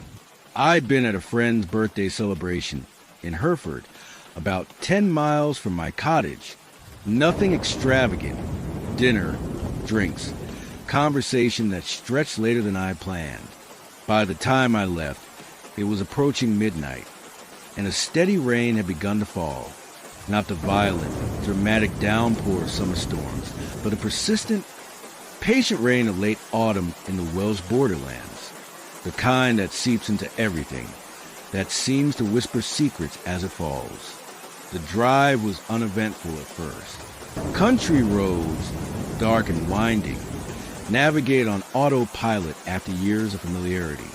The rain intensified as I neared home, my wipers struggling to keep pace. I switched from the main road onto the narrow lane that would take me across Blackwater Bridge, and then on to my cottage, just 2 miles further. The lane descends sharply before reaching the bridge, cutting through dense woodland that forms a natural tunnel of branches overhead. My headlights illuminated the curtain of rain before me, catching occasional reflections from the eyes of woodland creatures watching from the verge. Nothing unusual. Nothing suggests that this night would be different from any other rainy drive home. As I rounded the final bend before the bridge, I slowed as I always did.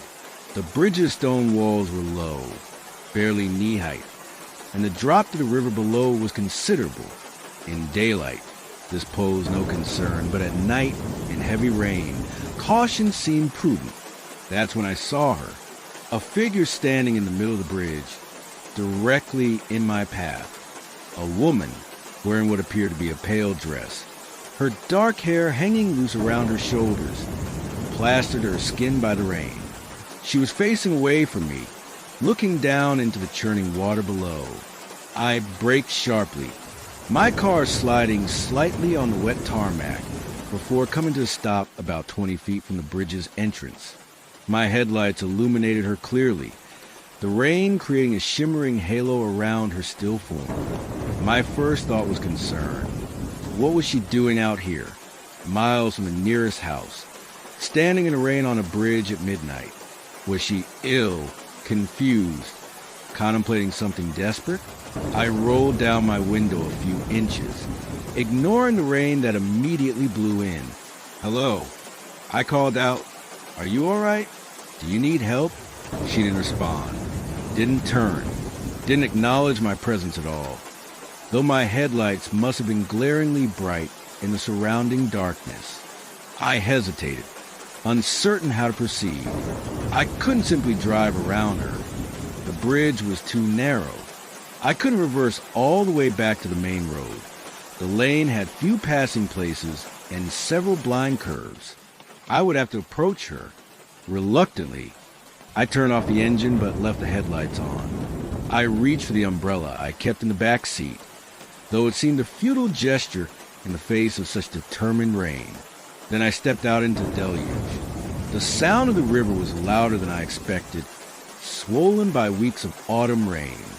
It churned beneath the bridge, black and powerful, carrying branches and debris in its current. The rain drummed against my umbrella, running in rivulets down my coat and soaking my trousers below the knee within seconds. "Excuse me," I called again as I approached the bridge. "Do you need assistance? It's not safe to be out here alone." Still no response. She remained motionless, staring down at the water, her back to me. As I drew closer, I noticed something odd about her dress. It seemed to move strangely, not just with the rain or the wind, but as if it were flowing like the water below. And her hair, there was something not quite right about the way it hung, too straight, too heavy. I stopped at the edge of the bridge, suddenly reluctant to step onto its ancient stones. A coldness that had nothing to do with the rain crept over me. Something was wrong here. Something beyond a stranger standing in the rain. "Please," I said, my voice now barely audible above the rush of water and rain. "Please turn around." And she did, slowly, with a fluid grace that no human body should possess. She rotated to face me. I think I knew, even before she completed the turn, that what I would see would change me forever. There are moments in life that serve as dividing lines, before and after, separated by a single, irrevocable instant of understanding. This was mine. Her face was not a face at all. Where features should have been was instead a flowing, shifting surface, like water containing the shape of a head but never settling, never forming recognizable human characteristics. Just dark, flowing movement, catching the light of my headlamps in ripples and swirls. The dress I perceived was not fabric but water, cascading continuously from her form to the bridge stones, yet somehow maintaining the illusion of clothing. And her hair was not hair but tendrils of river weed, black and sinuous, moving with a life of their own in the absence of any breeze. I stood transfixed, my mind struggling to process what my eyes were seeing. This was impossible, a hallucination, a trick of light and rain and fatigue. Yet I knew, with a certainty that bypassed rational thought, that what stood before me was real as the bridge beneath her feet, as real as the river rushing below. It raised an arm, pointing at me with a hand that seemed to dissolve into droplets at the fingertips before forming. The sound that emerged from the flowing void of her face was not speech, but the gurgle of water through stones, the whisper of rain on a still lake, the roar of a current against rocks. Yet somehow, impossibly, I understood cross. One word, clear despite having no consonants, no proper voice to form it. A command, not an invitation. I took an involuntary step backward, nearly slipping on the wet road. "No," I said, though it came out as barely a whisper. She moved then, gliding forward without the appearance of steps. Her feet, if she had feet, didn't touch the ground so much as flow over it, leaving a trail of water that was instantly indistinguishable from the rain-soaked surface of the bridge. "Cross," she repeated, the watery approximation of a voice more insistent now. "You must cross." "Who are you?" I managed to ask, continuing to back away, though my legs felt leaden, unresponsive. She tilted her head, an eerily human gesture from such an inhuman form. "I am the bridge. I am the water. I am what waits beneath. What do you want?" "A crossing. A traveler. A toll." The words came in liquid pulses, like waves against the shore. All bridges demand payment. This one has been neglected.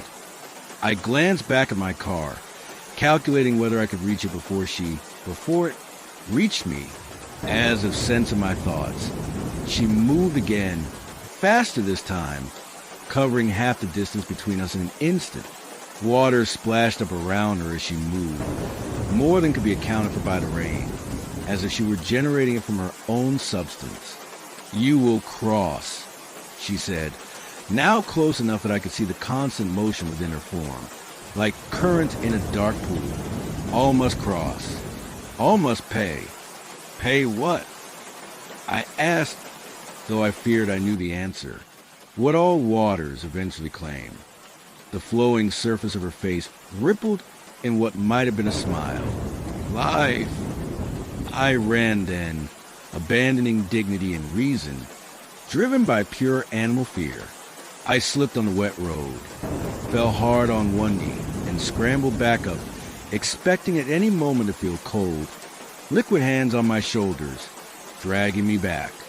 But when I reached my car and wrenched open the door, she was still on the bridge, watching me with that featureless face. She hadn't pursued me beyond the stones of the bridge itself, a boundary I realized, some sort of limitation to her movement.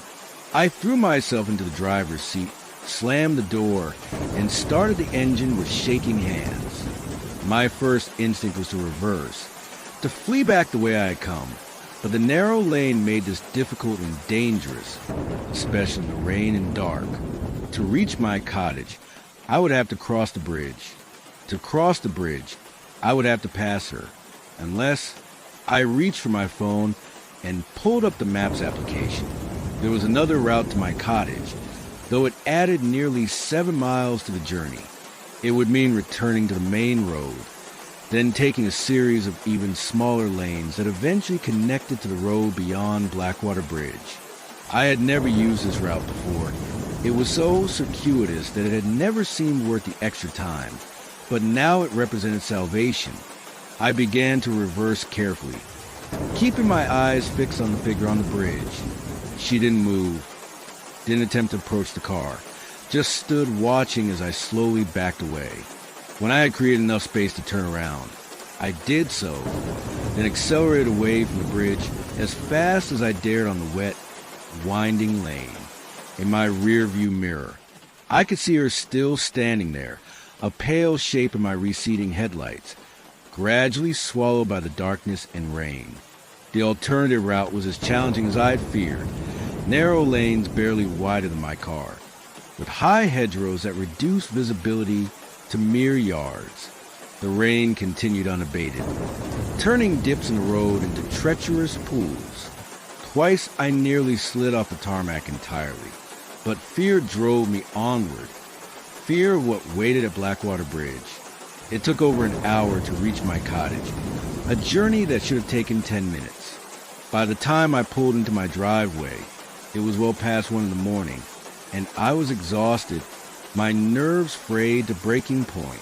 I sat in the car for several long minutes, listening to the rain on the roof, trying to process what I had seen. Logic and rationality were beginning to reassert themselves. Perhaps it had been a real woman, made strange by the rain and darkness. Perhaps my tired mind had embellished, had transformed an ordinary encounter into something supernatural.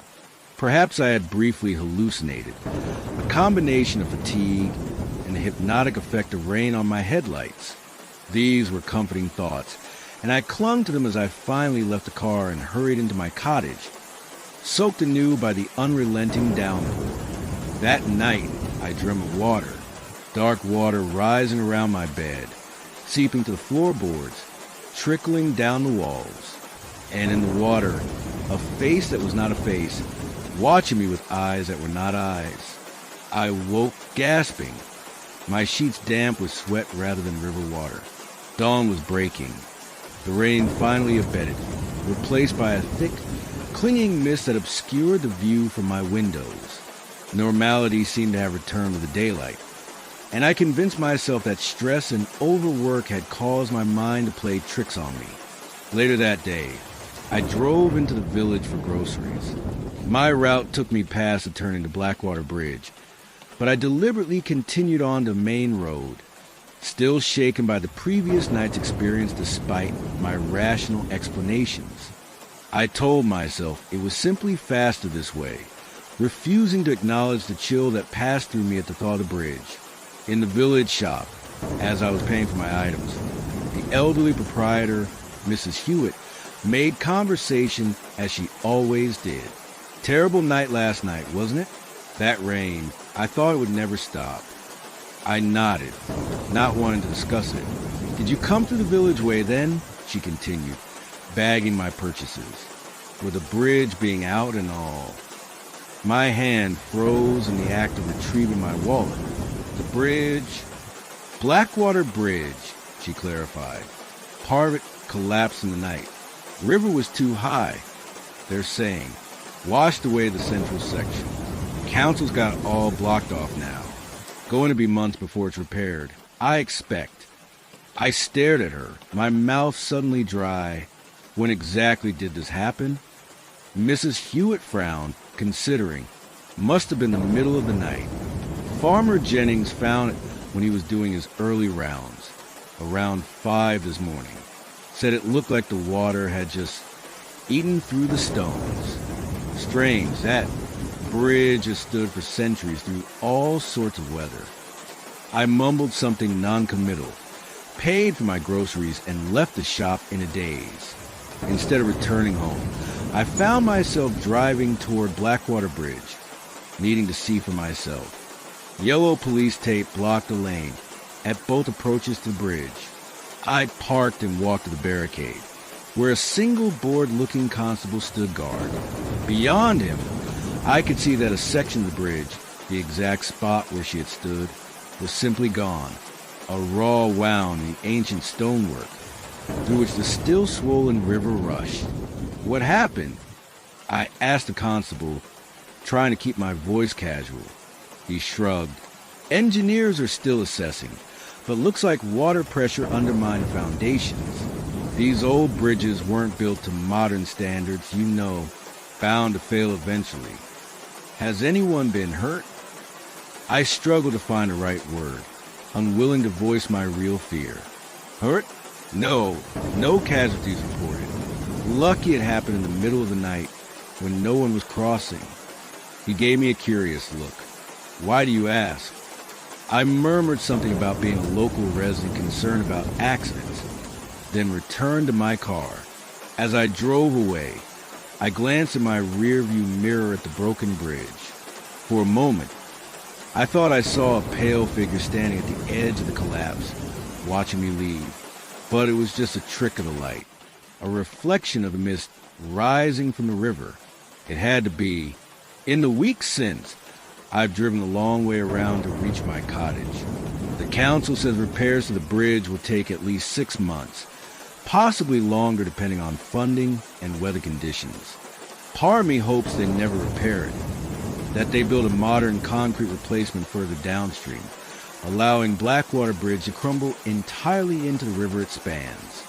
But I know they will restore it. The bridge is listed protected, considered historically significant, and underneath all the modern concerns about structural integrity and traffic flow, I sense a deeper, older understanding in the local officials' determination to rebuild exactly as it was. Some debts cannot be avoided, only delayed. I've researched Blackwater Bridge since that night. Local records mention periodic repairs throughout its history, always after someone drowned in the river beneath it. Never a collapse like this one, but always damage requiring significant work. The most recent was in 1987, following the death of a young man who slipped from a bridge during a rainstorm. The pattern is clear to me now. The bridge demands its toll. One life for each generation that uses it. When payment is withheld too long, it takes more direct action. I was meant to cross that night. I was meant to pay. Instead, I turned away, took another path. But I don't think I've escaped, merely postponed the inevitable. The water is patient. It can wait. Sometimes after heavy rain, my taps run cloudy for a moment before clearing. In that brief turbidity, I catch glimpses of movement, of flowing patterns that almost form a face. And at night, I often wake to the sound of dripping, though I can never find its source. My cottage has always had a small stream running at the bottom of the garden. Since that night, it seems wider, deeper, its quiet burble sometimes resolving into what sounds almost like words. On rainy nights, I close the curtains on that side of the cottage, unwilling to see what might be standing at the water's edge, looking up at my windows. I tell myself these are just manifestations of trauma, of a mind struggling to process a frightening experience. But deep down, in the limbic, animal part of my brain that recognizes predators in the dark, I know differently. I know she's found me. So I leave you with this warning. Pay attention to the bridges you cross, especially the ancient ones spanning dark waters. Note their demands, their histories, their tolls. Some crossings change you. Some debts follow you home. And if you're driving on a rainy night and you see a pale figure standing on a bridge ahead, turn around. Take the long way home. Whatever inconvenience this causes, whatever delay, it is infinitely preferable to what awaits if you choose to cross. Can you hear the rain outside as you listen to my story? The gentle patter against your window, your roof? That sound that could almost be footsteps or water dripping from sodden clothes. Perhaps you should check that your doors are locked, your windows secure, especially those near water. Any water, because she's listening too. And now, she knows about you.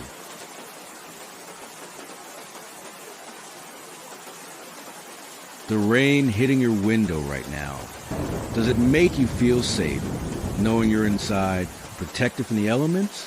Or does it remind you of times when you weren't so sheltered? I used to find rainstorms comforting. Now they just remind me of that night on Highway 44, when I discovered that sometimes the worst thing isn't being caught in the rain, it's finding shelter from it. I was driving back to my hotel after a photography assignment in the Black Hills.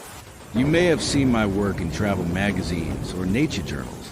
Landscapes mostly, the kind that make people book holidays to places they've never considered before.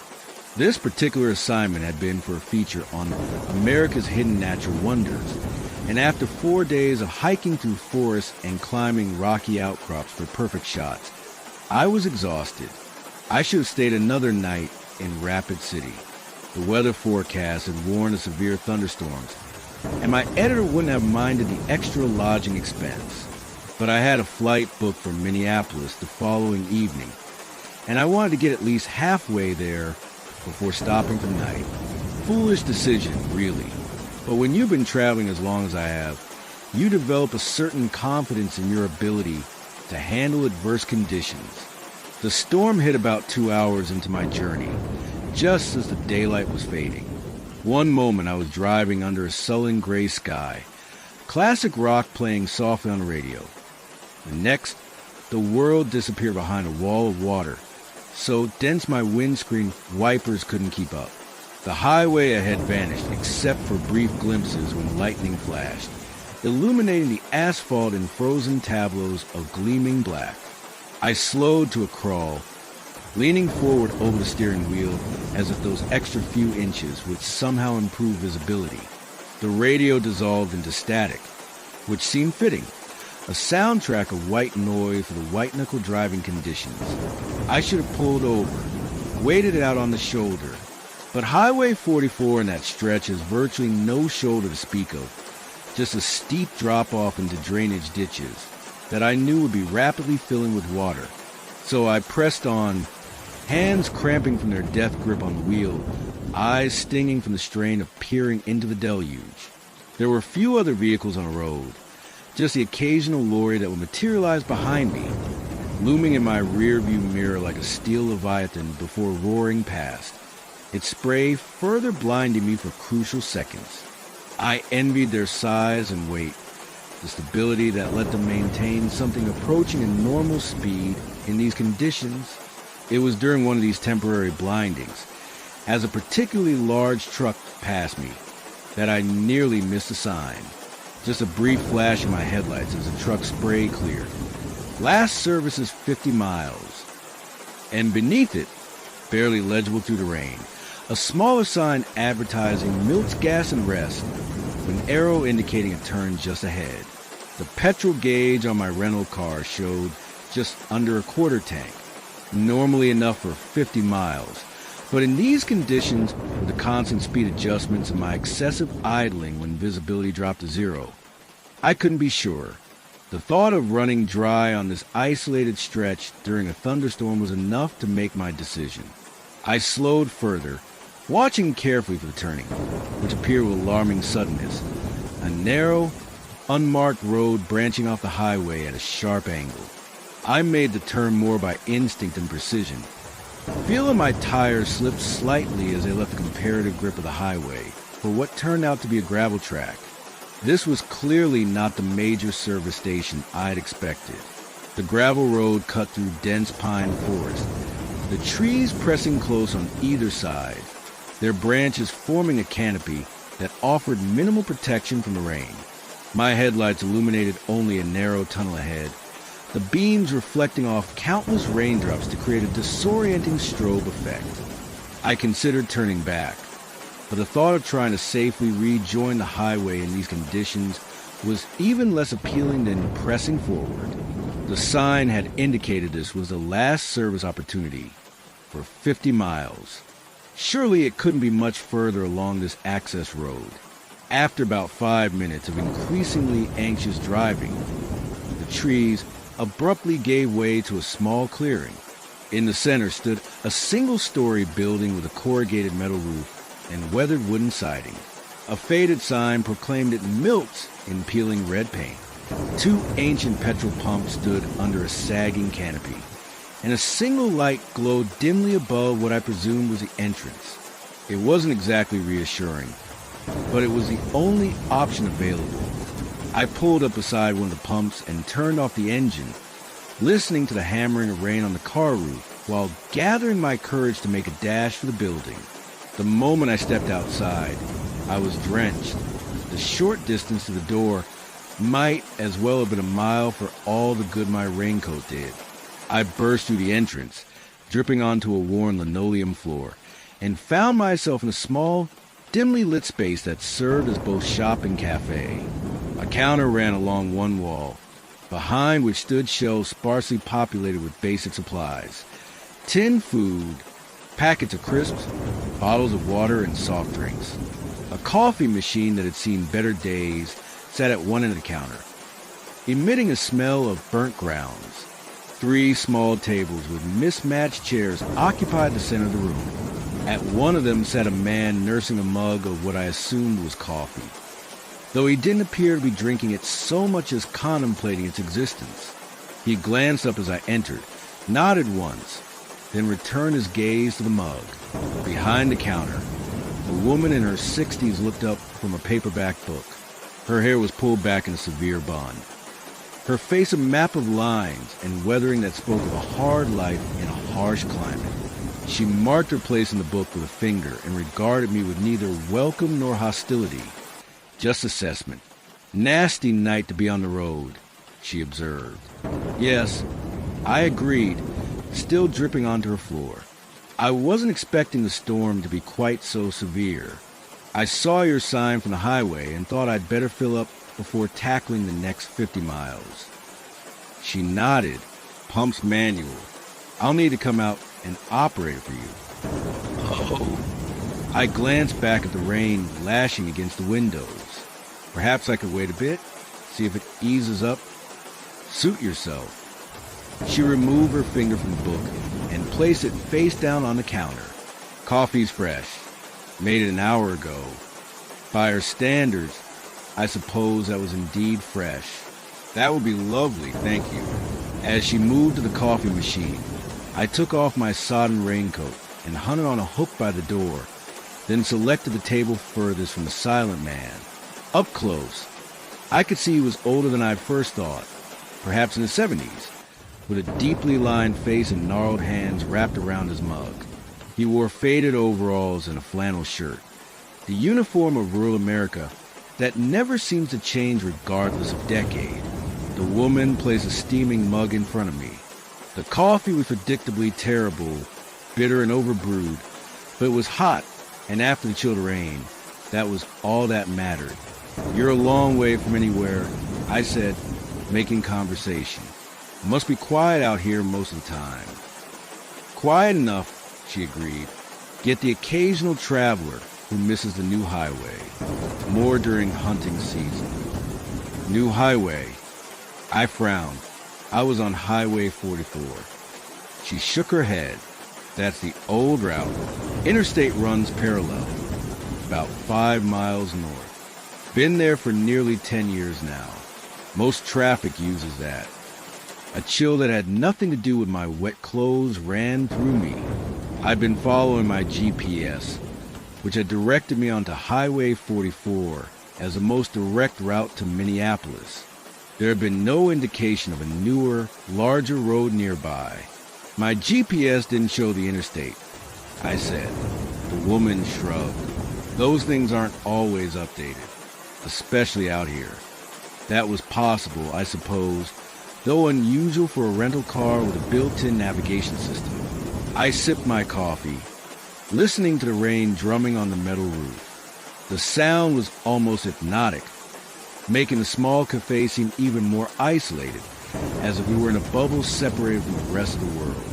The man at the other table suddenly spoke, his voice surprisingly strong for his apparent age. "Where you headed?" he asked, looking at me directly for the first time. "Minneapolis." I replied, "I have a flight tomorrow evening." He nodded slowly. Long drive still ahead. About 4 more hours, according to my GPS, though in this weather, probably longer.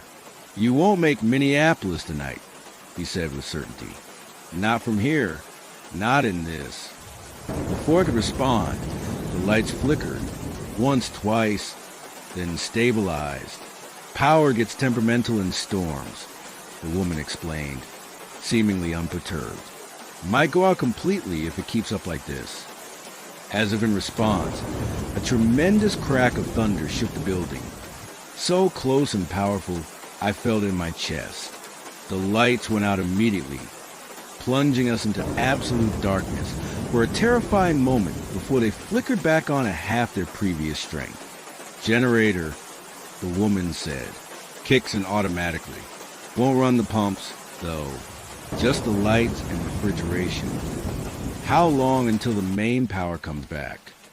I asked, already calculating how long I might be stranded here. She gave me a look that might have been pity. Could be hours. Could be morning. We're the last on the line for repairs out here. The prospect of spending the night in this remote outpost was not appealing, but neither was the thought of continuing my journey in a worsening storm with no certainty of finding another place to stop. "Do you have rooms?" I asked, hoping against hope that rest in the establishment's name indicated accommodation. "Not exactly rooms," she replied. "Got a bunkhouse out back. Nothing fancy, but dry and warm enough. $10 a night. Includes towel and washcloth." $10 for accommodation seems suspiciously cheap, even for a place as basic. But beggars can't be choosers, and the storm showed no signs of abating. "I'll take it," I said. She nodded and reached under the counter, producing an ancient ledger and a pen. "Sign here. First name's enough." As I signed, the old man stood up with scrape-a-chair legs on linoleum. "Best get settled before it gets any worse," he advised, though whether he was speaking to me or to himself wasn't clear. He shuffled to the door, pulled on a worn wax jacket, and disappeared into the downpour without another word. "Does he work here?" I asked as the door swung shut behind him. "Milton? He owns the place. Or did. His son runs it now.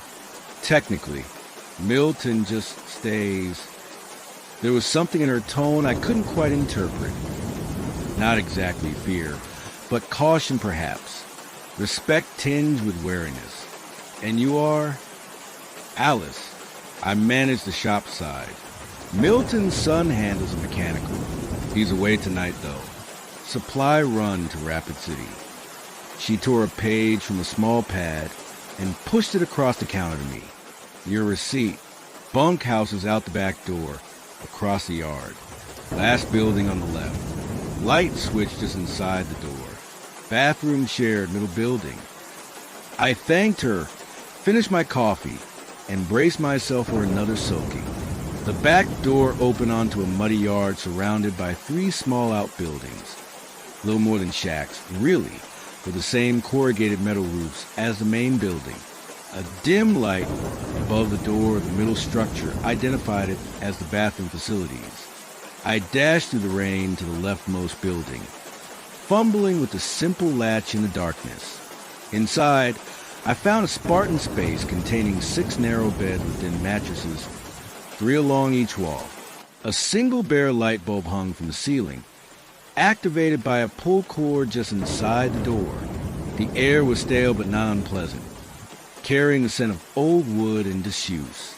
None of the other beds showed signs of occupation, which was both a relief. I wouldn't have to share the space with strangers, and slightly concerning. If this was a last service station for 50 miles in either direction, why wasn't doing better business, interstate or no interstate? I selected the bed furthest from the door and set my overnight bag on it. The mattress was as thin as it looked, but not actively uncomfortable.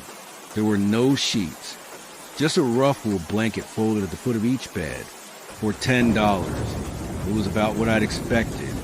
After changing into dry clothes, I made a quick dash to the bathroom building, which was even more basic. 2 toilet stalls, a sink with cold water only, and a shower that I didn't dare investigate too closely. It would serve for one night. Back in the bunkhouse, I settled onto my chosen bed and checked my phone. No signal, as I'd expected given the remote location and the storm. The time showed 9:17 p.m., earlier than I'd thought. The drive and the stress of the weather conditions had made it seem much later. With nothing else to do, I decided to try to sleep.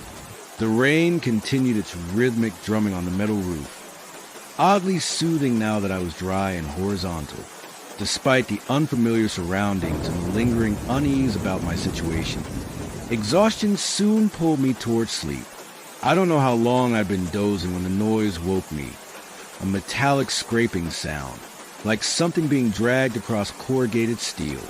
My eyes snapped open, but the bunkhouse was completely dark.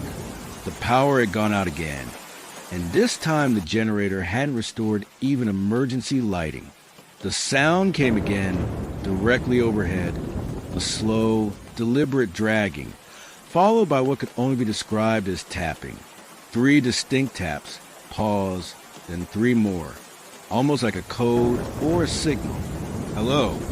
I called out, my voice embarrassingly unsteady. No response, just more tapping, faster now, more insistent. I fumbled for my phone, activating the torch function. The beam cut through the darkness, illuminating the empty bunkhouse. Nothing had changed. No one had entered, yet the sounds continued above me. Someone on the roof? But why in this weather? And how had they gotten up there without a ladder? The tapping stopped abruptly, replaced by a new sound, a soft shuffling that seemed to move across the roof toward the far end of the building. I directed my phone's light toward the ceiling, half expecting to see movement through the metal, though I knew that was impossible. Then came a sound that turned my blood to ice, a long, slow scrape down the exterior wall, as if something with claws was descending from the roof. It moved deliberately, unhurriedly, continuing all the way to ground level. Then silence. I sat frozen on the bed, torch beam fixed on the door, waiting. For what? I wasn't entirely sure. My rational mind suggested raccoons, or some other wildlife, seeking shelter from the storm. But some deeper, more primitive part of my brain was screaming that whatever had made those sounds was not a natural creature. The silence stretched, broken only by the rain and my own accelerated breathing. Just as I began to convince myself it had indeed been an animal, the door latch moved, a slight, almost imperceptible lifting, as if being tested from the outside. I stopped breathing entirely. The latch rose slowly, then fell back into place with a soft click. It happened again, the movement more deliberate this time. Whoever was outside was trying to determine how the mechanism worked. "Who's there?" I called, aiming for authoritative, but achieving something closer to panic. The latch movement stopped. For 3 heartbeats, nothing happened. Then, so softly I might have imagined it, came a response, not in words, but in a series of taps against a wooden door. The same pattern as before. 3 taps, pause, 3 taps. It was communicating. Without conscious thought, I found myself tapping back. 3 times on the metal frame of the bed. Immediate response. 3 taps, pause, 2 taps. I hesitated, then repeated.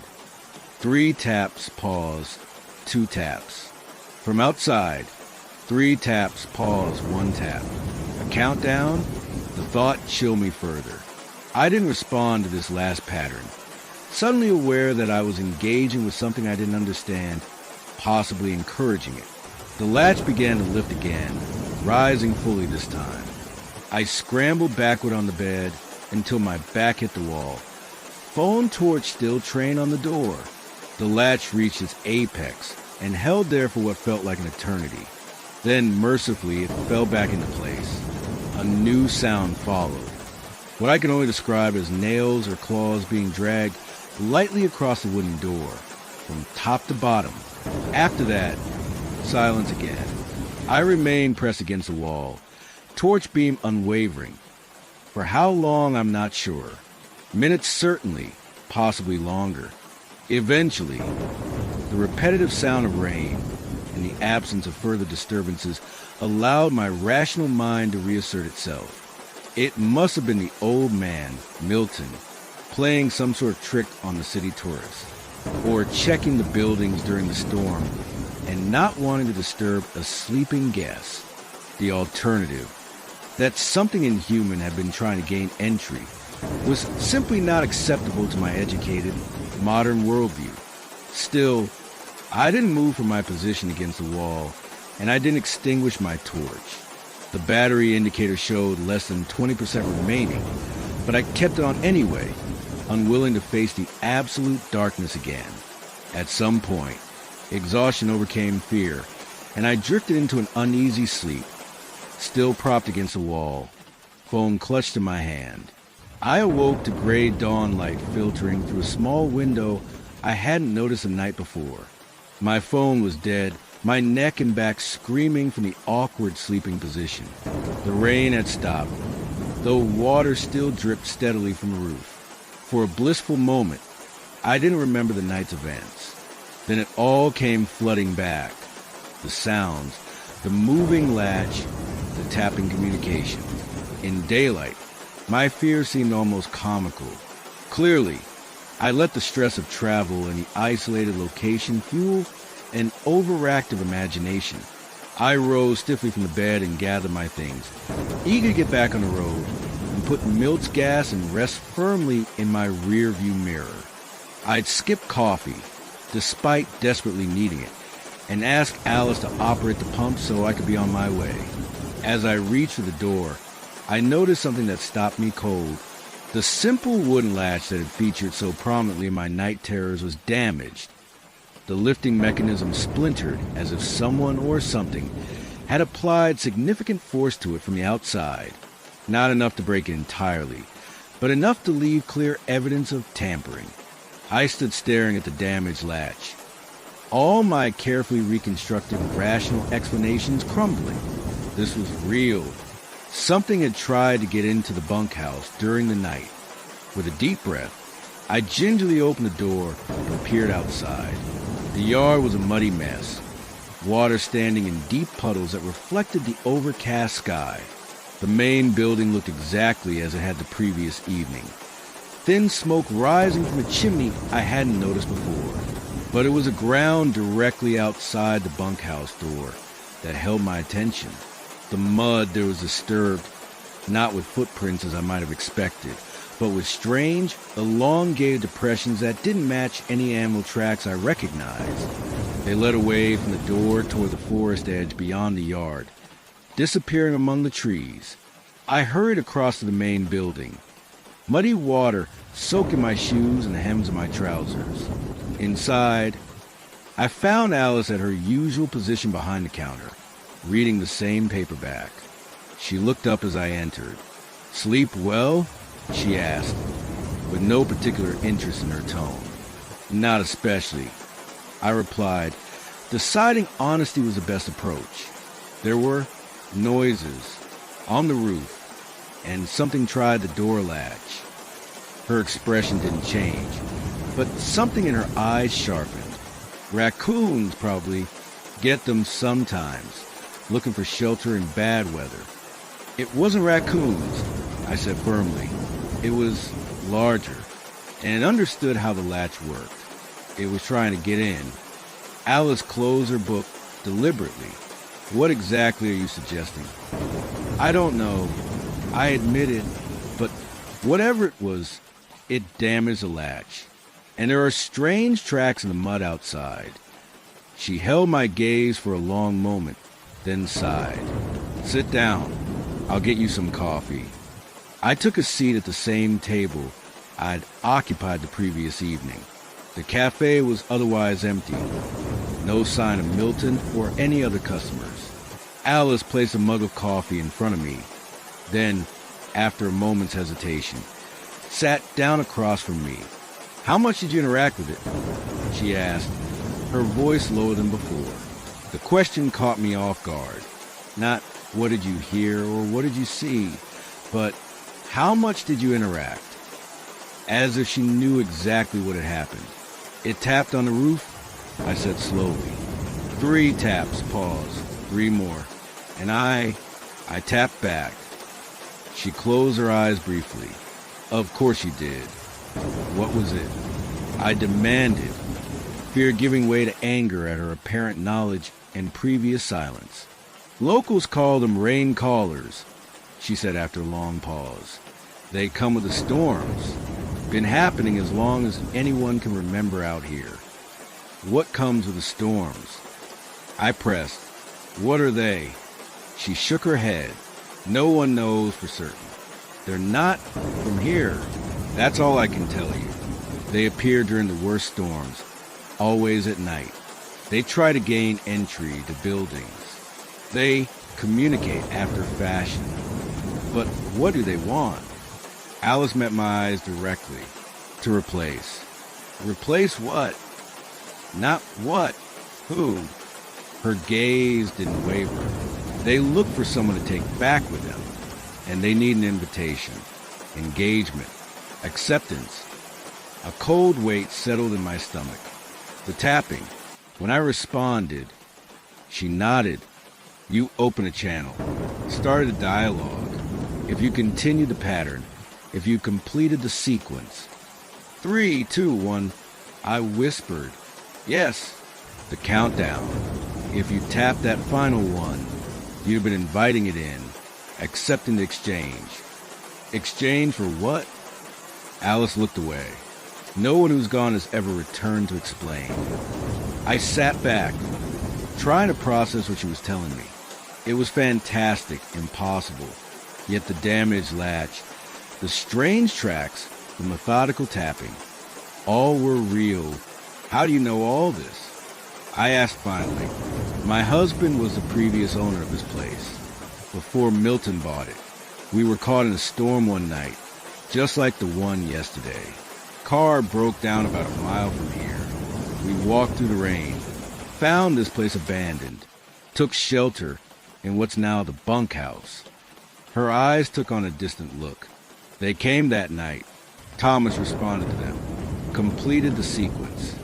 I watched him transform, become something else, something with their movements, their posture, but still wearing his face. He looked at me with eyes that weren't his anymore before walking out into the storm." Her matter-of-fact tone made the story all the more chilling. "I'm sorry," I offered inadequately. She shrugged. "It was 40 years ago. Milton found me the next morning, half mad with shock. He'd owned the property for years, but stayed away during storms for this very reason. He explained what he knew, what his father had taught him. The rain callers have been coming here for generations. But why do you stay?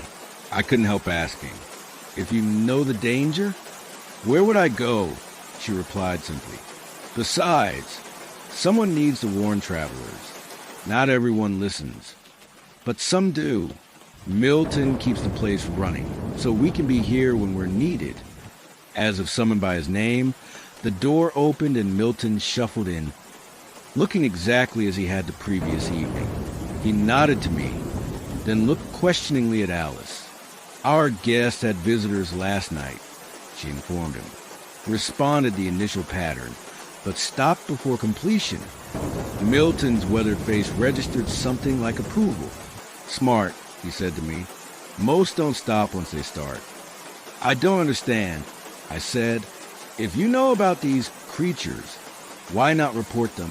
Why not warn people properly? Milton lowered himself into a chair at the next table. Reported to who? Authorities? Scientists? We tried years back. They came. Found nothing. Labeled us superstitious locals or outright frauds. The rain callers only appear during the worst storms. Only at night. Only to the isolated. Perfect conditions to be dismissed as imagination or hallucination. As for warning people, Alice added, we do in our way. But tell me, if I'd said to you last night, beware of interdimensional beings that come with the rain and might try to replace you. Would you have believed me? Or would you have dismissed me as a crazy old woman and gone to your room anyway? She had a point. I would absolutely have thought her unhinged. So now what? I asked, now. You fill up your car and continue your journey, Milton said. The storm has passed. They don't come in clear weather. And if I encounter another storm, stay on major roads. Seek populated areas. They avoid crowds and bright lights. He paused. And if you hear tapping, no matter how rhythmic or insistent, don't respond. Not even once. I nodded, processing this advice that would have seemed ludicrous 24 hours earlier, but now felt like vital survival information. Alice stood. I'll operate the pump for you. 10 minutes later, my car was fueled, paid for, and pointed back toward the highway. As I prepared to depart, Milton approached my window. One more thing, he said, his voice grave. You engaged, even if you didn't complete. They'll remember that. They'll recognize you if you cross paths again. How could they possibly recognize me? I asked. They don't see as we do, he replied cryptically. But they never forget a conversation once started. With that disturbing parting thought, he stepped back. I pulled away from Milt's gas and rest, tires splashing through puddles as I accelerated down the gravel road toward the highway. The rest of my journey passed without incident. I reached Minneapolis that evening, caught my flight the following day, and returned to London and my normal life. I told no one about my experience at the remote gas station, knowing how it would sound, but I've never been the same since. I check weather forecasts obsessively before any journey. I avoid rural areas during storms, and I never, ever stay in isolated accommodations when rain is falling. Worst of all is the knowledge that they remember me, that somewhere out there, during the heaviest downpours, when rain drums on rooftops and visibility drops to nothing, they might be searching for me, waiting to resume our unfinished conversation. So if you're listening to this as rain falls against your window, and you hear a tapping, 3 distinct beats, followed by a pause, then 3 more, don't respond. Don't engage. No matter how curious you might be about what lies on the other side of that exchange. Some conversations are best left unfinished.